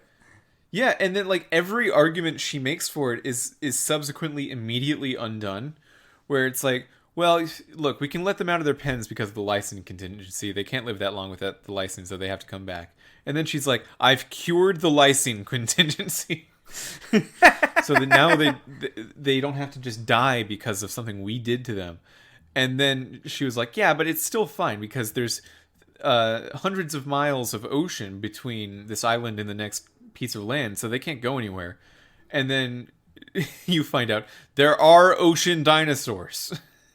Yeah, they could 100% swim and come and kill people. And I'm going to let them go now. I'm going to let this one out. She's not the best character. Just everyone in this game sucks, I think. Yeah, it's such a weird stance to make this person's argument so bad, because the movie has some better arguments of just like, hey, we can just let them on the island if they might be able to find lysine in other sources, and then they do. It's okay, just, let's just leave. And then she's like, I'm gonna be the worst about this side of the argument. And I want these dinosaurs to kill people. I want these dinosaurs to eat more than I want people to live. I wish you would stop eating and talking, so I'm going to send this dinosaur after you. Like, it really comes down to, it's okay, Jerry, because Jerry is like the opposite side of the argument here. It's okay, Jerry, they can't swim. And then she's like, I found one that can swim. And it's like, it's okay, Jerry, it's in a tank. I've let it out of the tank. It is no longer in the tank. And even then, even when they're having their argument, she's like, oh yeah, so it's possible these dinosaurs could swim. Yeah. Is that what you wanted out? You want me to say, man, I haven't checked if they can swim? You feel like a big man. You need me to be the bad guy on this? Yeah, I guess I haven't checked if they can swim. I guess I'm the bad guy now. Letting the Mosasaur into the ocean to kill all the blue whales. Like, I guess I'm the bad guy. I guess I'm in the wrong somehow. Yeah, you know what? I hate to say it, but I feel like in this group of characters that all suck... Well, no, I think Oscar's probably the one that has the most... Well, no... Nima really does come across as, like, the best person, but even then she held the other two at, like, gunpoint. Yeah. Yeah. You just find out later she had a good reason for it. Yeah, her reasoning seems the most legitimate out of all the dumb things people do in this game. The Hardings just don't have any personality, so... Yeah, so... The end of this episode is... all the characters. By the way, Decaf dies. Yeah, sorry. They couldn't find Decaf's body, and they assumed that a T-Rex ate him or something. Yeah, he doesn't go anywhere without his helmet, man. Yeah, they found his helmet. So there's these tunnels that connect various parts of the underground of Jurassic Park. First, the Hardings and Nima and Billy go in there, and then a bunch of velociraptors go in there. And Oscar sees that, and he's like, God damn it. And so he has to go in there as well. And then, like, him walking in there, I think, is the, like, cutoff of that episode. We also find out in this episode, so Billy and Oscar catch Nima, and she kind of cuts them in on the whole deal. Right. Dinosaur embryos. Yeah. So, well, not Oscar yet. I think that's next episode. Yeah. Yeah. But Billy finds the Barbasol can, and he opens it up, and there's like test tubes, and he doesn't understand what that is, but he understands that it's probably valuable. So he just takes it, and Nima's like, hey, if you give it back to me, and like we can do this together, and you can make a lot more money than you would have from InGen, just give it to me, and we'll split it. And then Billy says, okay, but we got to split it with Oscar too. Because he's my friend.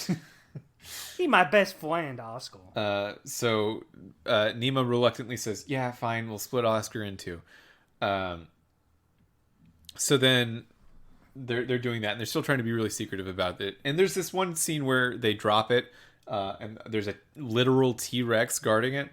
And Nima's like, hey, go get it. And Billy's like, there's a T-Rex on it. And she's like, I don't care. Go do it. Yeah, I don't care. You should do it and die and get it. So I can have it. Either way, I win. Yeah. And he's somehow moved by this argument. So he goes and somehow manages to like grab it and run back. What I like about this puzzle, or puzzle in quotes, is so because of the way this game works with the Quicktime events, I failed multiple times because it sucks and isn't fun or good, and it's hard to pull off right. Mm-hmm. I got so frustrated at this part. I kept having to do this part over and over again. But I think it's very funny when you end up not getting the can and you catch the attention of the T-Rex and it starts chasing you and you just run back like, I got this part, I think, on the first time, but there were a lot of other times where I had the same sort of deal where I would just mess up on one little QuickTime event that maybe it was played. A lot of them are played really fast, and they don't give you that much time at all. Yeah, and I feel like I said earlier, I feel like it would be fine if I was doing this on a control stick, but like as keys on a keyboard, I just couldn't do it fast enough sometimes. There were multiple parts of this game where I just was doing it over and over again. Yeah, with how short these episodes are. By the way, these episodes are like an hour 10, an hour 15, 20 maybe.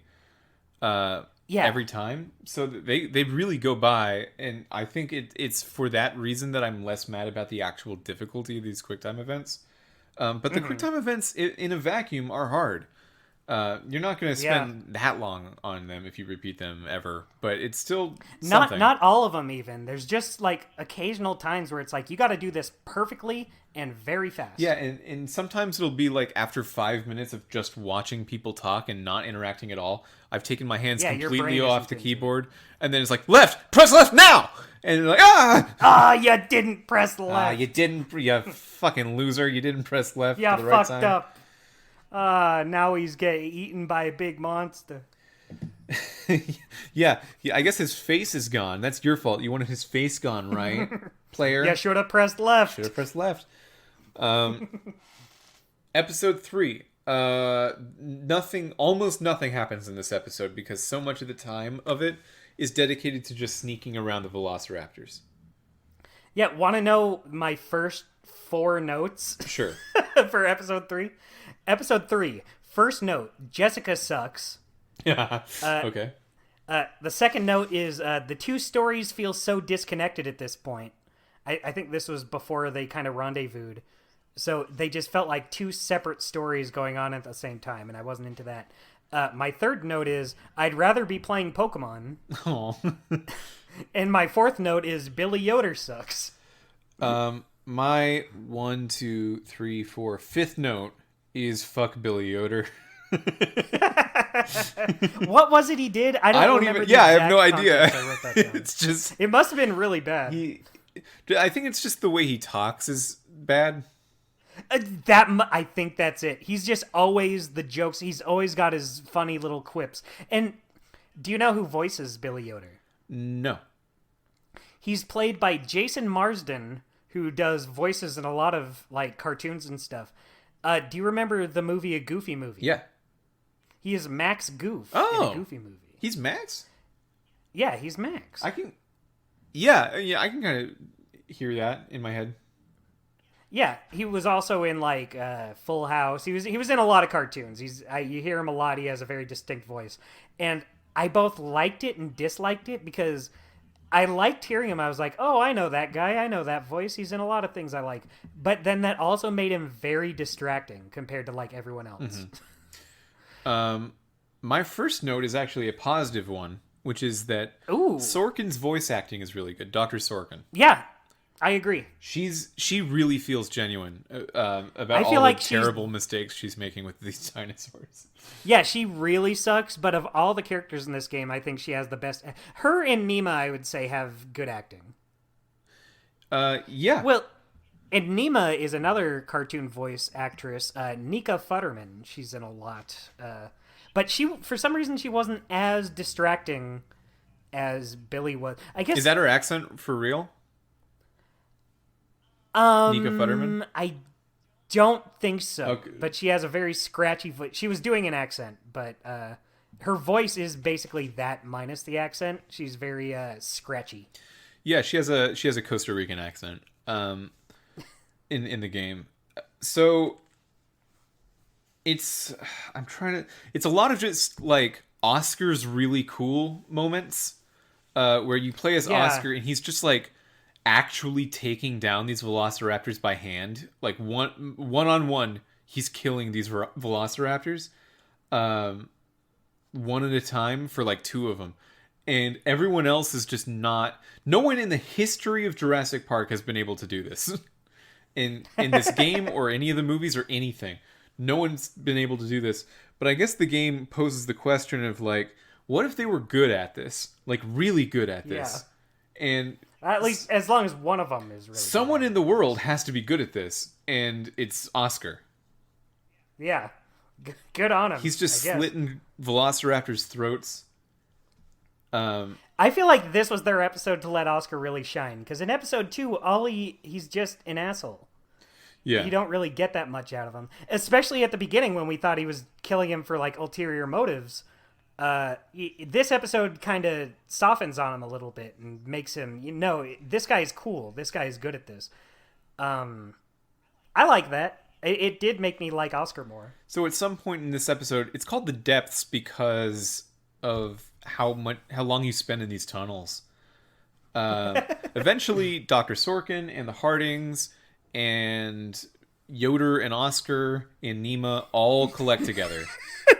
Yoder just seems like you're saying something weird with a weird accent. Yeah. Yoder. It's Yoder. Exactly what you think it is. Yeah, that's just his name. That's just his name. That's what they decided to call a person. Billy Yoder. Like my favorite Star Wars character, Yoder. Yoder. So they all find each other, and then they end up in a volcano.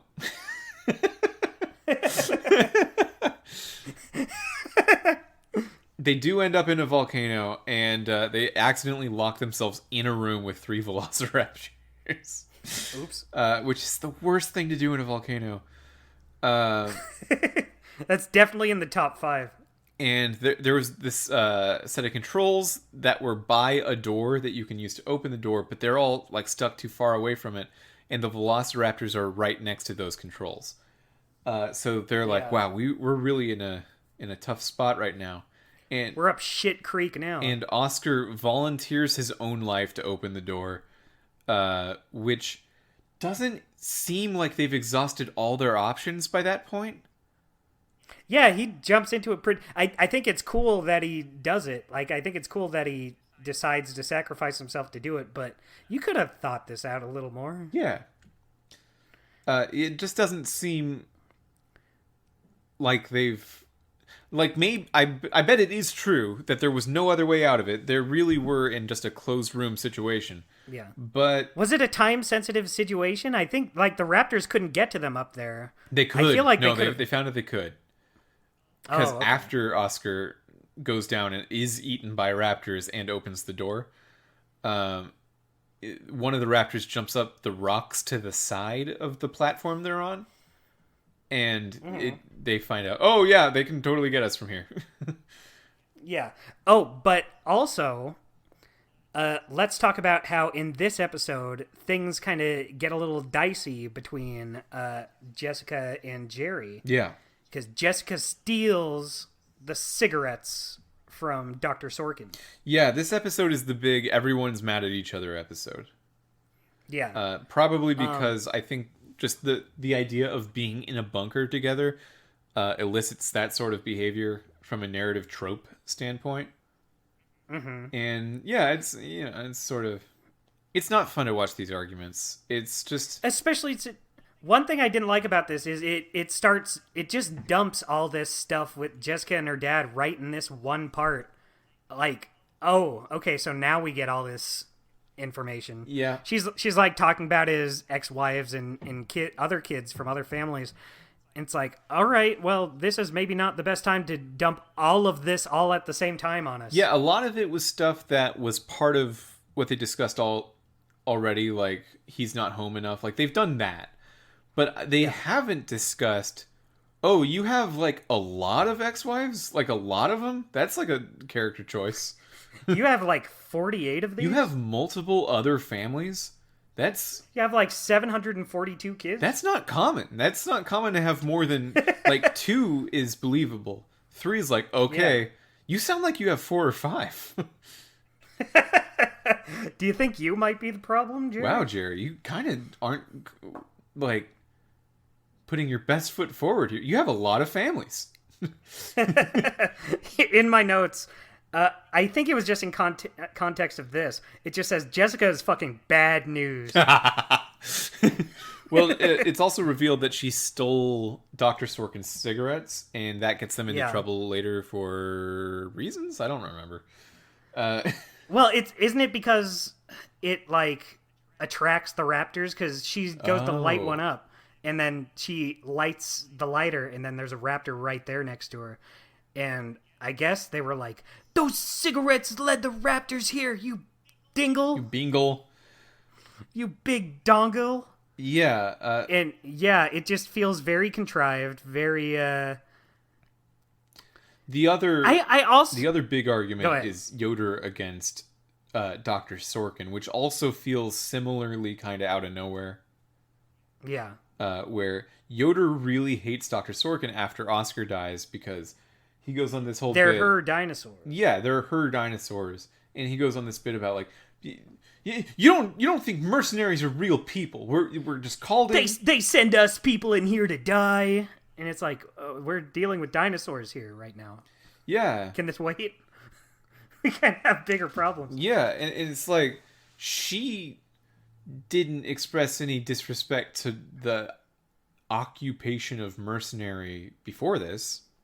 Yeah. It's not like she had a feeling. The dinosaur thing, yeah, that's a problem. But also, you work for the company that ordered them to be made. So it's not... yeah. Yeah.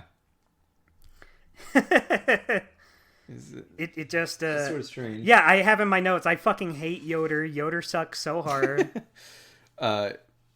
Yeah, so right at the very end of this episode, Oscar's dead, Decaf has been missing. Oh, they found Decaf. And it's horrible. Yeah. This is the moment of Jurassic Park where they're like, ooh, our players are gonna really remember this one. And they're right. I will. Some of the dinosaurs have paralyzed Decaf so that he's barely still alive. So he's not dead. Uh, and they've torn open his stomach to use as a nest and laid eggs in him. Yeah, it's pretty epic. It's pretty epic. And Dr. Sorkin keeps making excuses like, well, chickens lay eggs that aren't fertilized, and they just exhibit brooding behavior. It's like, yeah, but our dinosaurs don't. I'm like, well, they could. They could if they wanted. They could, and I guess maybe they are. Like, no, okay, fine. You know what's one note I have written down? So this episode hasn't been chased by the raptors pretty much the whole episode. Yeah. But there's one part where they're getting in through the vent. They're saying, "Oh, they're getting in through the vent," and Yoder says, "What vent? What dinosaurs?" And I just have in my notes, "What fucking dinosaurs?" It just needed a second pass. Oh, you mean those raptors that were chasing us? Oh yeah. Telltale is and always has been a company that has per capita way more of a much higher percentage of narrative designers than any other video game studio. Because they just they had so much narrative stuff. And this script just needed another pass, guys. There were some good moments for sure. There were good parts, absolutely, but the parts that stick out absolutely stick out, and it is distracting when Yoder's asking which dinosaurs after running away from dinosaurs. I forgot about those raptors that were chasing us and trying to kill us. Whoops. It's tough. It's tough to like think about these as people when they are just acting like this. You know, Mitch, I will say this game wasn't good, but I do think it could have been worse. Yeah. I didn't have the worst ever time with it. Was very playable. Like I went from the beginning to the end. It functioned with fine, kind of. Almost no mechanical frustrations. Well, except for some of the Quicktime events that really got on my nerves. I thought for being a not exactly AAA at the time, and Telltale was still maybe AA.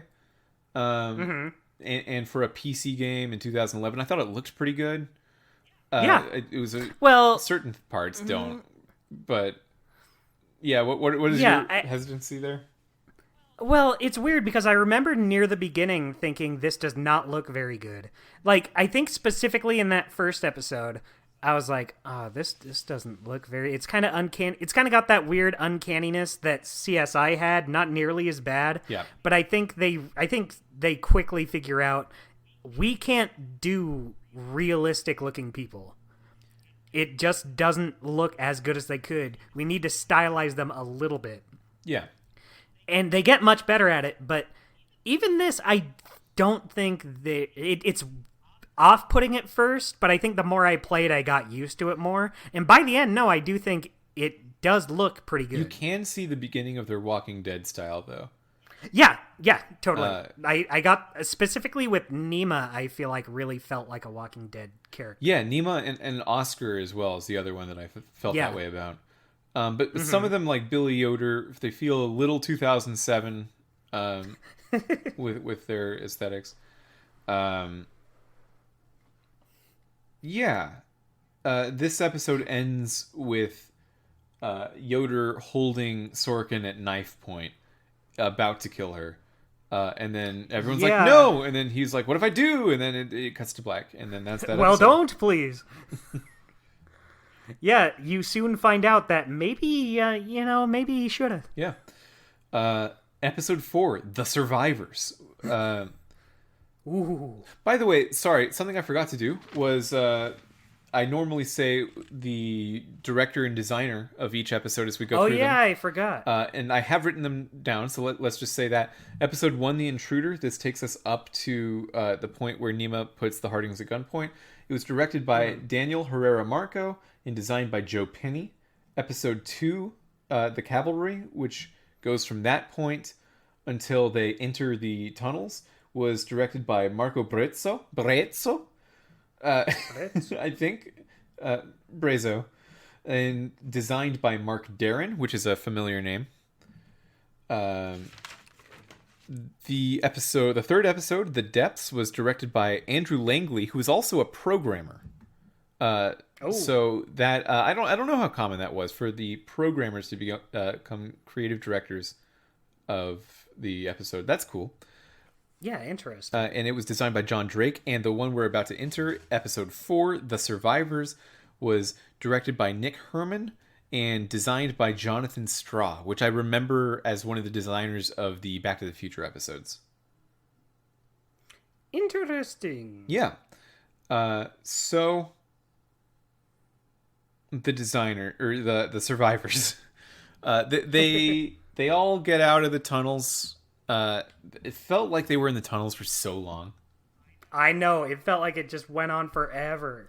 And I from a narrative standpoint, I don't think there's anything wrong with that. But aesthetically, like, the tunnels are so much less interesting to look at than the jungles and the beaches and stuff. So yeah, I was kind of bummed out just by how long we were spending in the tunnels. But they got out of the tunnels in the visitor center, which is also a movie setting. Or setting from the movie is a better way to say that. And Dr. Sorkin just sort of nopes out of there when she finds out she can't use the phone. And Bill Yoder lets the secret out that they're not just there to take survivors off the island because of dinosaurs. They're there to take them off the island because InGen is about to nuke the island. Yeah. Which is extreme. That's wild. That's a big step. Yeah, and we're cutting ahead a little bit here. I think they do. I think they do nuke the island. I don't. Do they? I don't think they ever show it. No, they don't. But they never say they don't. Lost World and Jurassic Park 3 both take place on this other island, and the reasoning for that was like Isla Nublar, which is the set of the first game, or it's the set of the game and the first movie, was just supposed to be the zoo where people could come and see them, but they were raising the dinosaurs on this other island. And that's where both of those movies take place, on that other island. Yeah, right. So the fact that they never go back to that island, I think they just nuke it. I think they actually do nuke the island. Yeah, I guess so. There's really nothing that says they didn't. Yeah.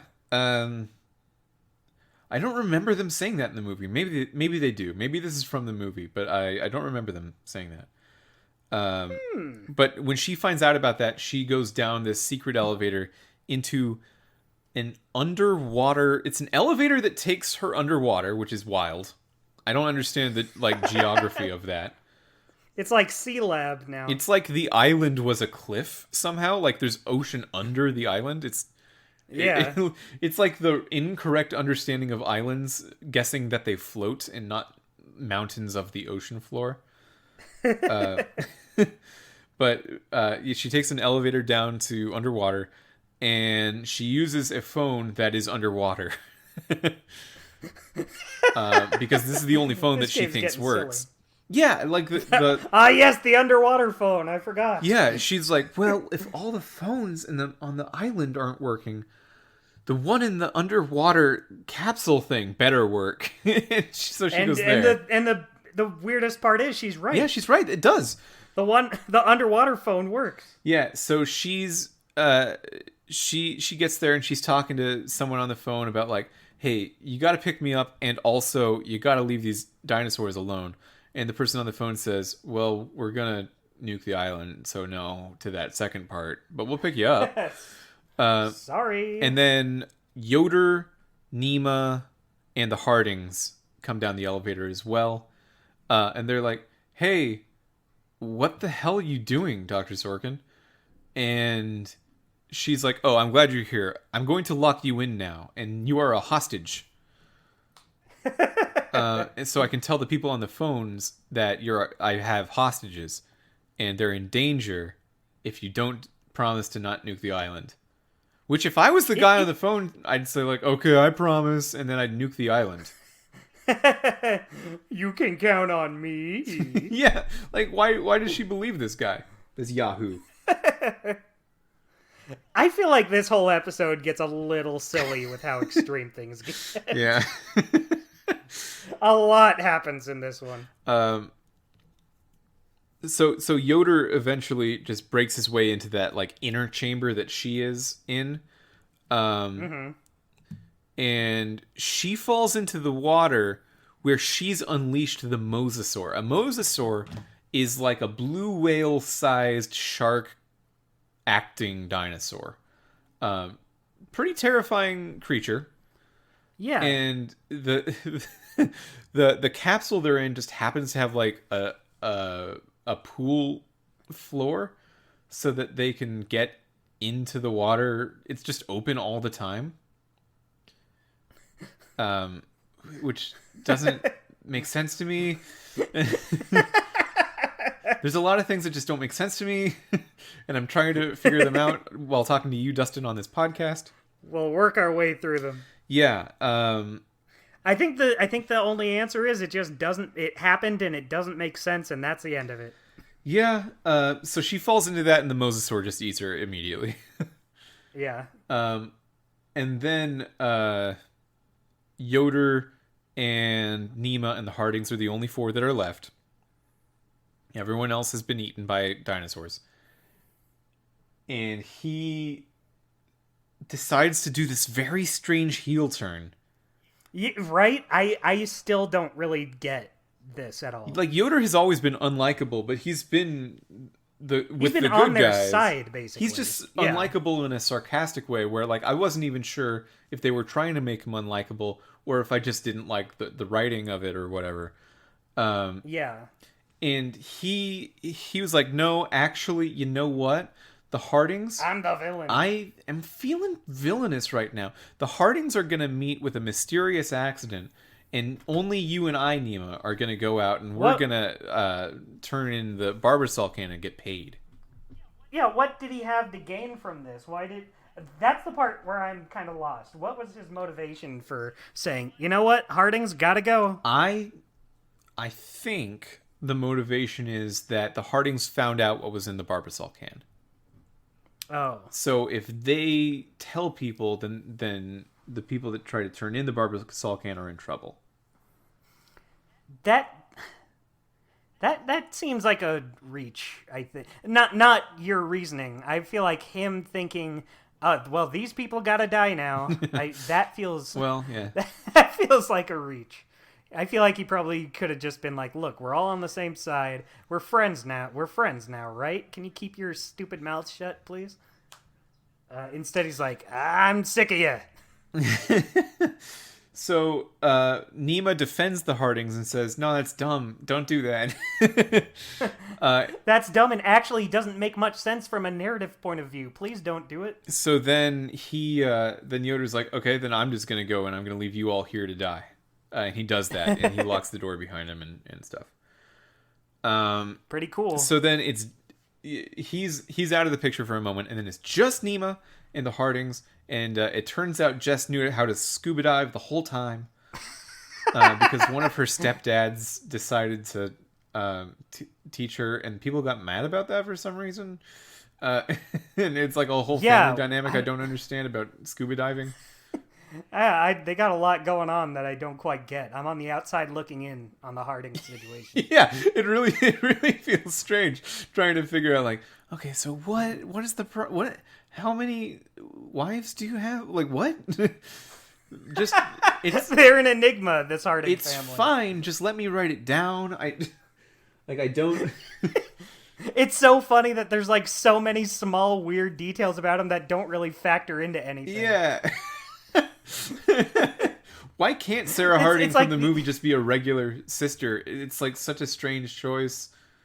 Yeah, it's so weird because these characters are nothing. They're so boring otherwise. They suck. Yeah. And then you just have like all these little details. They're so thought out about their lives that really only come into play like ever so slightly. Like, you didn't need to have this whole thing why she's able to scuba dive. You could just do it. Yeah. But you decided, no. You could just have, like Nema know how to do it or something. But no, Jessica knows how to do it because of this whole crazy story. Yeah. So they get out. They scuba dive and they narrowly avoid the Mosasaur, and it's very scary. And they show up on the docks. They just like swim there, and then Yoder's there. Press right and down. Yoder's there, and he's like, "Oh, thank God! I'm so glad that you're here because I didn't realize that Jess stole the Barbasol can while I wasn't looking." Oh man! And it sort of brings her maniac tendencies to a forefront in the narrative in a Signs kind of way, like the movie Signs, where it just all comes together at the end. It's like, see, this little dumb quirk actually worked out. Yeah, it's good that he leaves out cups of water for the alien reason. Have you seen Signs? Not in a long time. My family used to love that movie. Interesting. I love learning new lore about Dustin's family. Yeah, I'm kind of like the Hardings in this game.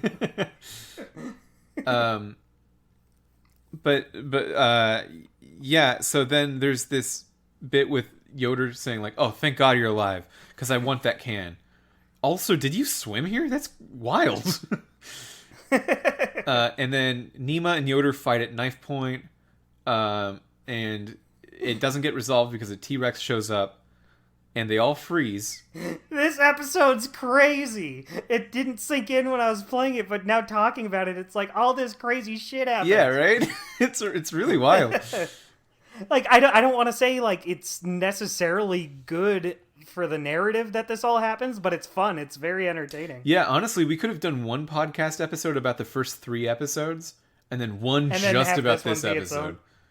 But the T-Rex shows up and they're doing Jurassic Park 1 rules where it can't see you if you don't move. And Jerry Harding kicks the Barbasol can, and Billy Yoder, who wasn't like extremely greedy before, has now converted into entirely greed-based action.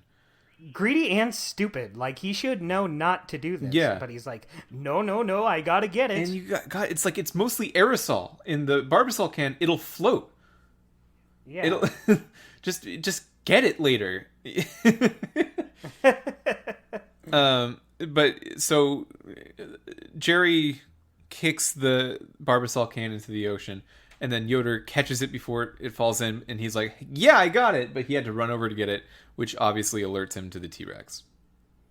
Yeah, and it's so funny to me that they do this.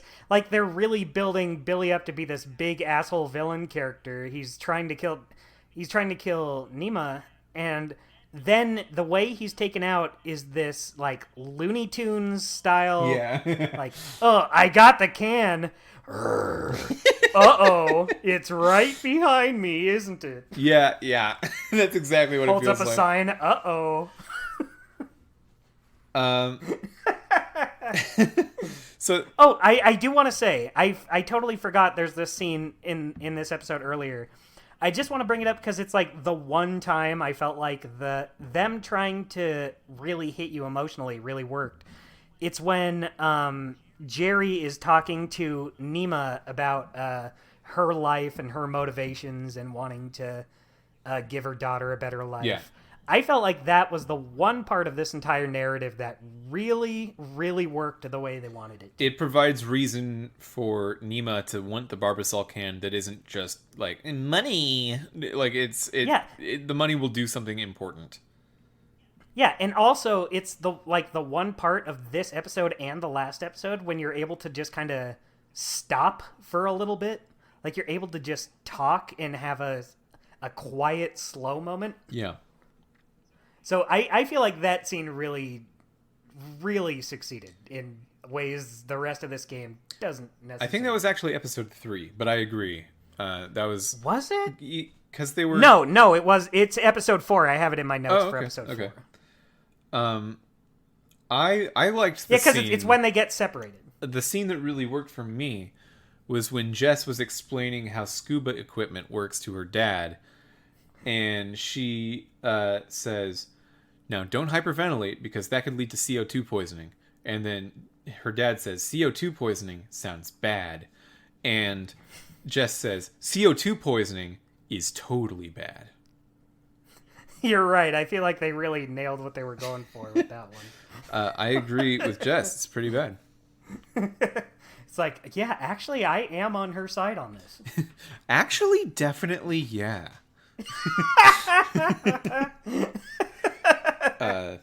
We at the Idaho crew have been saying that a lot. That's a little reference for those who want it. So the dinosaur eats Billy Yoder, and in a really funny so Looney special. Tunes way. It's very special.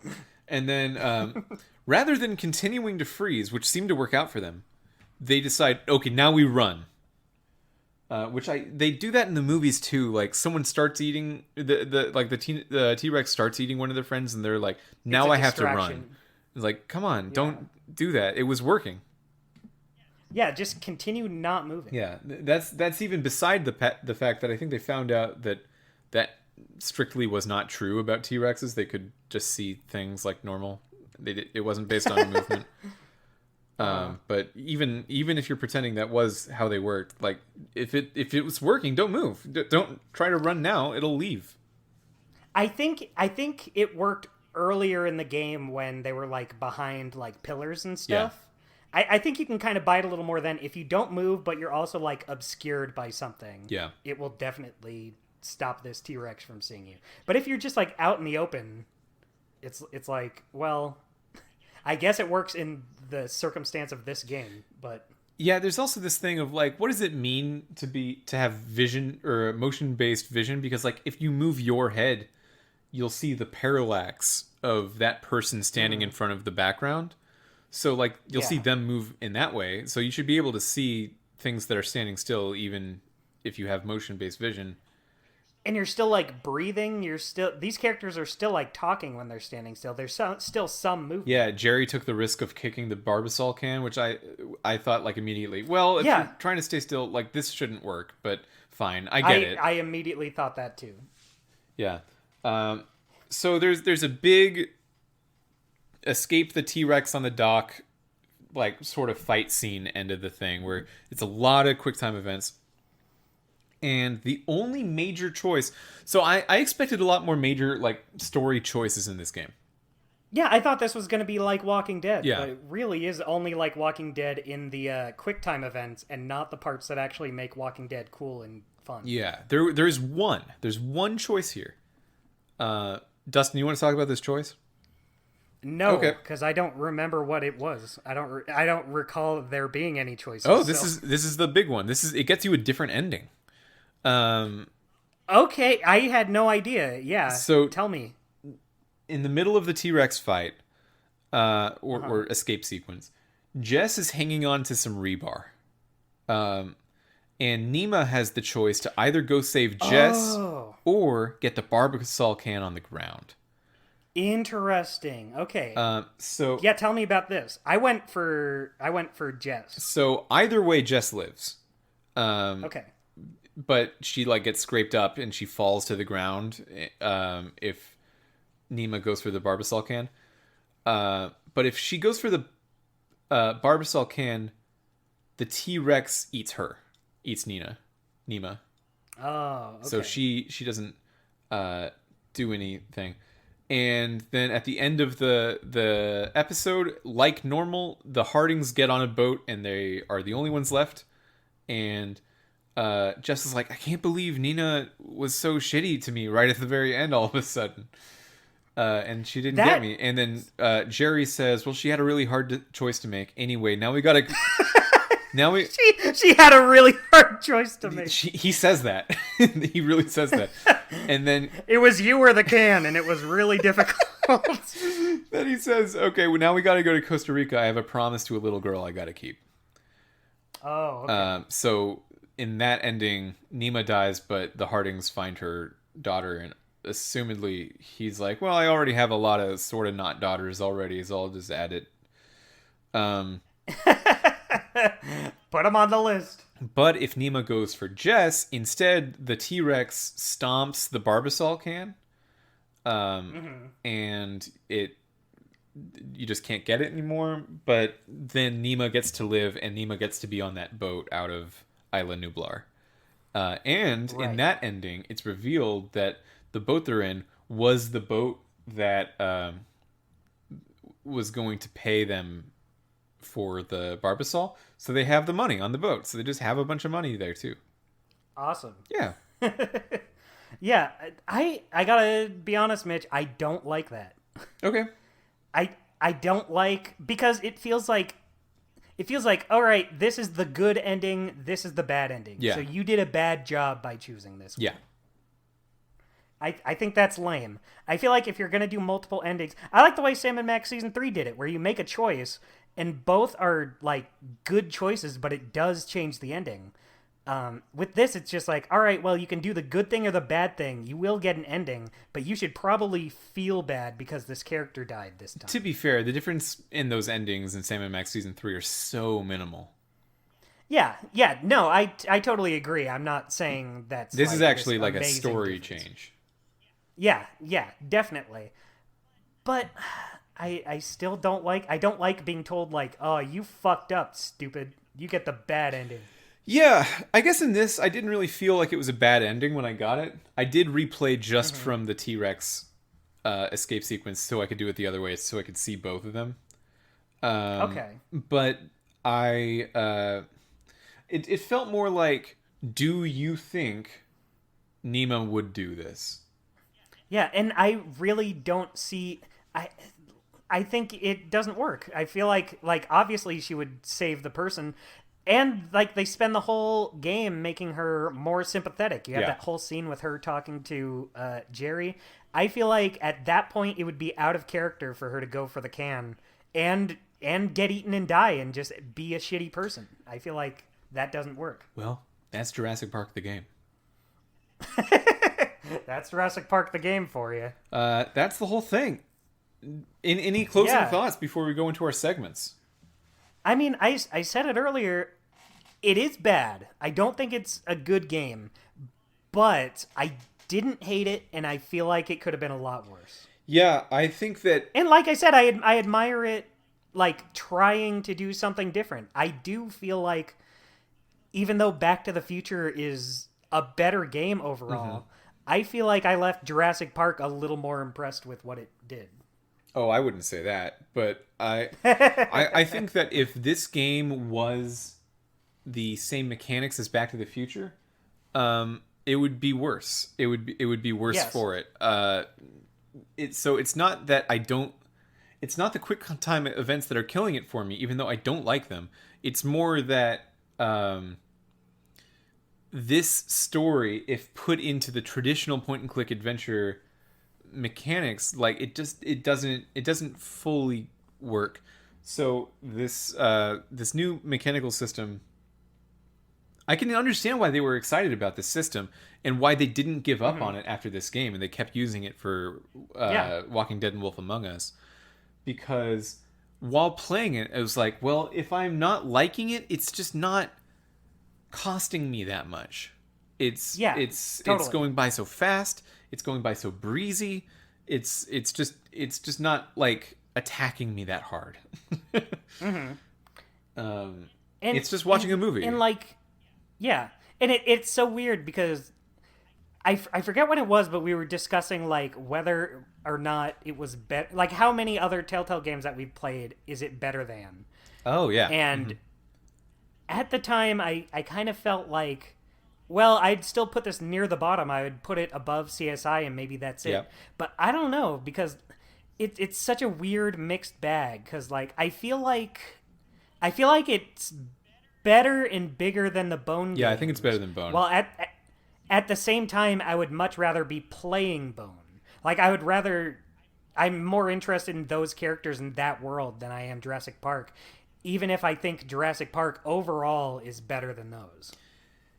Yeah, with so many of their other games, it's important to remember that they did not make the characters. These are already proven good characters that people like already. So, like, if the characters in Bone were bad, they wouldn't make the game. Whereas in Jurassic Park, like the world of Jurassic Park, and this is, to be fair, it is true that it's the world of Jurassic Park that matters and not the characters. but it does mean that, like, okay, so your characters might not work, and I think they largely don't. Yeah, I totally agree. I can't think of, like, even Nima, who I would say is probably the best of the bunch. Even she is like, she has really shitty moments. Yeah, and she's clearly the one given the most TLC. She has that the cold open at the beginning of episode 1. She has the choice at the end of episode 4. She's got the most dynamic character growth throughout all 4 episodes. She's always in the center of the action. And so she works in a way that, like, if this was a Back to the Future, Sam & Max, whatever style regular point and click adventure, and you were Nima, and they focused the story a lot more around Nima, that would potentially be it could be a direction. It could be a good game. It would be a different story. It would have to be a different story. But this ensemble approach did not do it for me. It's weird. I feel like, as a concept, being an ensemble cast that you're, like, switching between multiple characters, I feel like that could be something cool for games like this, but just most of these characters don't work, and I don't want to be them. Yeah, like if you were sometimes like Marty the Hardings and sometimes are just Doc, nothing I think that would have characters. been great. I think. Oh yeah, that would have been cool. But, like, the Hardings are nothing character. I don't want to play as them, and, like, Yoder sucks. Yoder sucks in new Yoder ways sucks every in a episode. funny way. Yeah, I think Yoder's kind of like our boy at the beginning of episode 1, Miles Chadwick. He's different. He's different because Miles Chadwick sucks so much that it's impressive, and Yoder just kind of sucks regularly. It makes me go all the way back around to kind of liking him. Yoder sucks, but it is kind of in that same, like, almost cartoonish kind of way where he's just, like, saying all these stupid quips. He's like you're in Danger at the Dinosaurs, and he's like, dinosaurs, huh? Boy, I hate these guys. Yeah. More like sore. I'll make them sore. One of the achievements for this game that I got is I forget what the context was. I think it was when they were throwing the flares at the dinosaurs. But the achievements, Yoder, more like Exploder. I got that one, and I definitely noted it as well. That one's great. Yeah. Yoder does have my favorite line in the whole game, though. What is it? It's when they find Decaf as a nest, and Dr. Sorkin is looking over Decaf, and she's saying, "Well, it looks like the dinosaurs have laid eggs in his abdomen." And then Yoder goes, and it's the most genuine anything he's ever said. He's like, What? I remember that. What? He's so taken aback. What?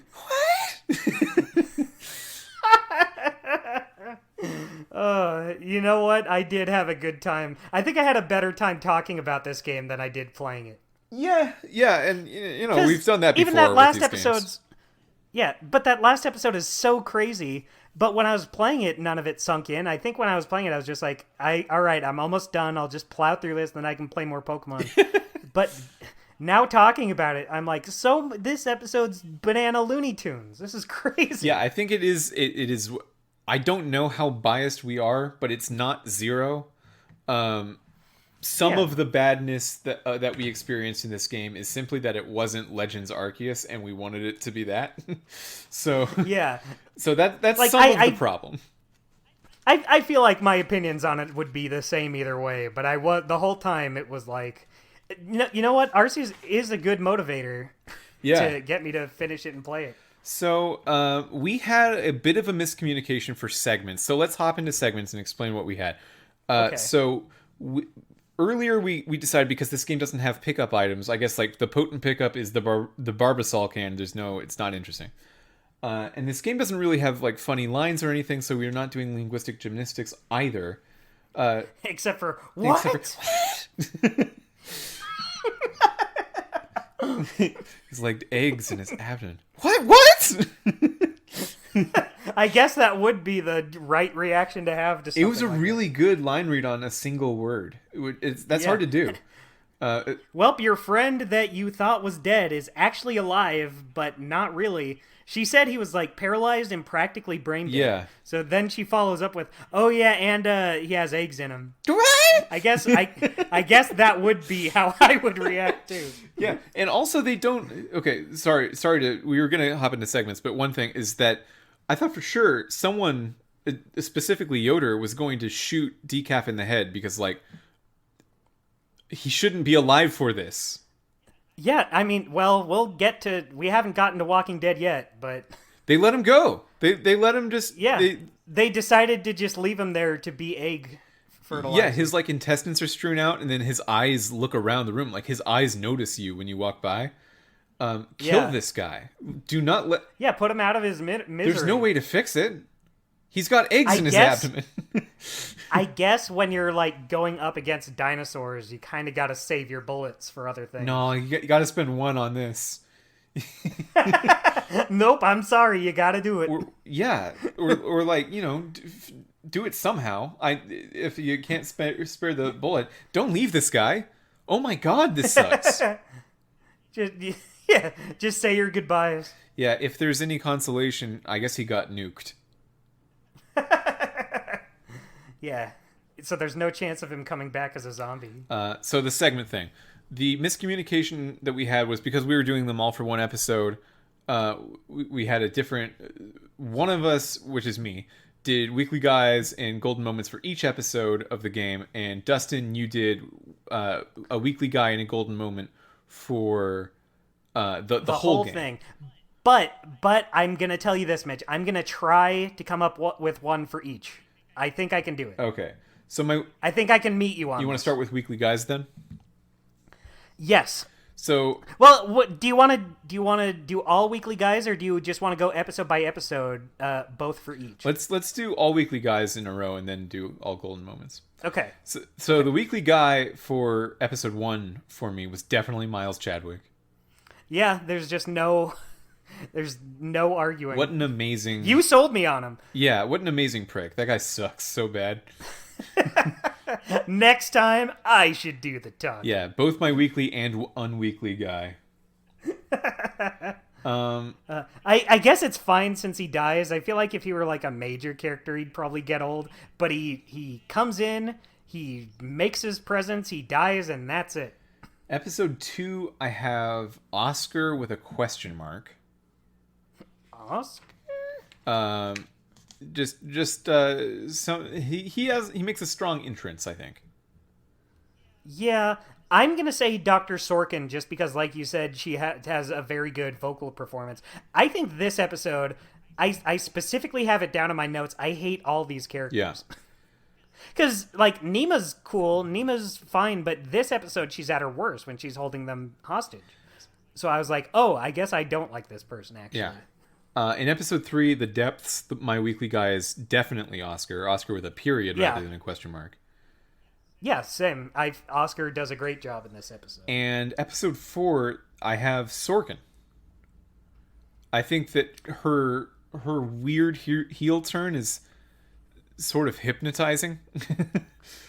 It's at least slightly more believable than Yoder's. Well, I don't know about that. Letting the Mosasaur go is so stupid, but... I guess that's true. I forgot about everything she did. Never mind. Both Billy Yoder and Sorkin are just like... They're baffling characters. I have Sorkin for a reason that's connected to my golden moment in episode 4, but yeah, it's... The heel turns on these characters are out of nowhere in a way that is very campy and fun compared to the rest of the story, and I kind of liked that. It kind of feels like it's like, oh shit, we really didn't do anything in the last episode. Let's do it all in this one. Yeah. So do you have a weekly guide for the full game? I'm gonna say Nima, I guess, is what I put down too. For the whole game. Because, like, she does have the strongest presence. Even if she was shitty in episode 2, I feel like her motivations make sense. She has that great scene in episode 4. Yeah, like you said, if she were, like, the star of, like, a traditional point-and-click, I think she would be a pretty strong one. I think she'd be a memorable main character. Um. So I agree, and I think that's also the case for me. Even though she didn't win any of the individual episodes, Yeah. I think just throughout the story, she has a really No. good arc. Well, I didn't say my character for episode 4. Oh yeah, sorry, who is it? I was gonna say her for episode 4. Oh, okay, yeah. I think that's the time to do it. I'm sorry I made you a liar. Yeah, it's okay. I'm just a liar anyway. Better luck next time. I'm looking at my individual golden moments for each episode, and I don't think it's interesting enough to go through. Okay, awesome. I will take the one exception to that is episode 3, where my golden moment is definitely eggs in the abdomen. See, I gave it to Oscar Sacrifice for that episode. I felt like that hit. I was like, oh, good job, Oscar. You did it. You see, I liked that, but I couldn't stop thinking, like, there's got to be other ways out of this room. That's true. So I was a little hung up on that, but I think it was a good scene. You're right. I'm going to try to come up with a golden moment for each episode. I think in the first episode, it's not a huge scene, but I do like when you first see the Triceratops on the road, like, eating the thing. I feel like it's just a nice little scene where, like, Jessica wants to come up and pet the Triceratops. It's not hurting anybody. It's just trying to eat. I felt like it was a good introduction to herbivore dinosaurs where they're not trying to kill you for once. Yeah, you know what? If we're going to go through each one, I'll do my golden moments as well. So my golden moment for episode 1 is when Nima finds Nedry's glasses in the mud. And she picks them up and she goes, "Glasses. Oh, blind in the dark." And just that line of like, I bet he needed these to see. yeah, just really empathizing with Nedry. It was like, whoa, no one's ever cared about Nedry before. What a very human moment. Like, feeling sad for him because he was blind in the dark. That's interesting. That's a very human thing. I wonder if she would have still been sympathetic for him if she saw him and said, "Oh, you're Newman." Oh, I know. I like Seinfeld. He's like, thanks. Oh, Wayne Knight, right? Love that. Yeah, I died. Sorry. Wayne Knight's great. Yeah, he is. Yeah, so episode 2, what you got? Episode 2, Mine is the way that Decaf gets knocked out because he steers the helicopter really fast, forcing his own head against the side of the helicopter, and then gets knocked out from that. Yeah, that's true. I guess I'll agree with you because I really don't have any golden moment for this episode. I can't think of, like, anything that stood out about this one. Yeah, I mean, the roller coasters, I think they want me to say the roller coaster is my golden moment. They want you to say it, but there's no way you're going to say it. It's not like it's far from my golden... It's just... it's... My note for that scene is, the part with the cars isn't hard, but it's boring and lame. Well, yeah, I meant riding the roller coaster. Because, like, you get the idea. Not the Oh, I thought you meant the puzzle with getting all the cars on the track. No, I mean, like, riding it is... That's what they want me to say is the golden moment. Okay, yeah. I guess that would make more sense than the puzzle with getting the cars on the track. Yeah, I think they know that's bad. They're like, look, just get to this and you can go on a roller coaster. Yeah. You gotta eat your vegetables before you can have dessert. Yeah, you don't have anything else for that episode? I guess not. I can't think of anything. This is the episode where I wrote down, I miss Sam and Max. Oh. Episode 3, golden moment was eggs in the abdomen. Hard to beat. Yeah, I said mine was the Oscar sacrifice, but I would definitely say those are both the two. And episode 4, a lot of interesting moments here. Could you possibly pick between all of them? Yes, I'm going to say the scene I brought up earlier where Nima is talking to Jerry and telling him about her plans and her motivation. Just like I said, I feel like that's like one of the only times where they hit an emotional moment and it works. I was like, yes, I am on your side. I get this. This is effective, and I like it. So the thing I have written down is the whole Billy Yoder heel turn, both the moment underwater and then also when you swim up to meet him again. Yeah, he's wacky. Yeah, but thinking more about it, I don't know how much I actually like that, and I would much rather give it to the moment where Dr. Sorkin falls in the water and the way the Mosasaur eats her is like it slams her against a ladder crazy hard, and and then just drags her under. And then she's just gone. It feels like the animation of Smiling Friends a little bit, where it's just like they have 2 frames and they're gonna use them. They're gonna do the fastest movement you've ever seen, and then it's just gone. Yeah, I like when Jerry told Jessica that the Renaissance men were coming to town. They're just coming to town. I don't know. There they are. That's as much as I know about it. Just. I love at the end when they're arguing about it and then they just drop it. They're like both so frustrated. Pim's like, "All right, yeah, fine." You know what's interesting? I'm going to be doing a podcast about Smiling Friends tomorrow night. Cool. You should bring up Jurassic Park a little bit, just to be fair. In that one, just to be fair. Because we talked about Smiling Friends in this one. Yeah, gotta balance it out. Yeah. So that's been the episode. What are we doing next week, Dustin? Well, why don't you say, are the plans what we had talked about before still in place? I don't know if you were still wanting to go down that route. I obviously am. Yeah, I'm down if you are. Awesome. In that case, we're going to be starting The Walking Dead Season 1. It's been a long way coming. I feel like this podcast was designed for this next episode. I'm very excited. This was the game where like I went in thinking I'm not gonna like this. I don't give a shit about The Walking Dead. And by the time I was near the end, I was like, I finished episode 4 and I was like, I gotta play episode 5 right now. Yeah, The Walking Dead Season 1 in the year, I believe 2012, won a lot of Game of the Year awards. Out of everything. Out of everything in the industry. It really is the telltale turning point.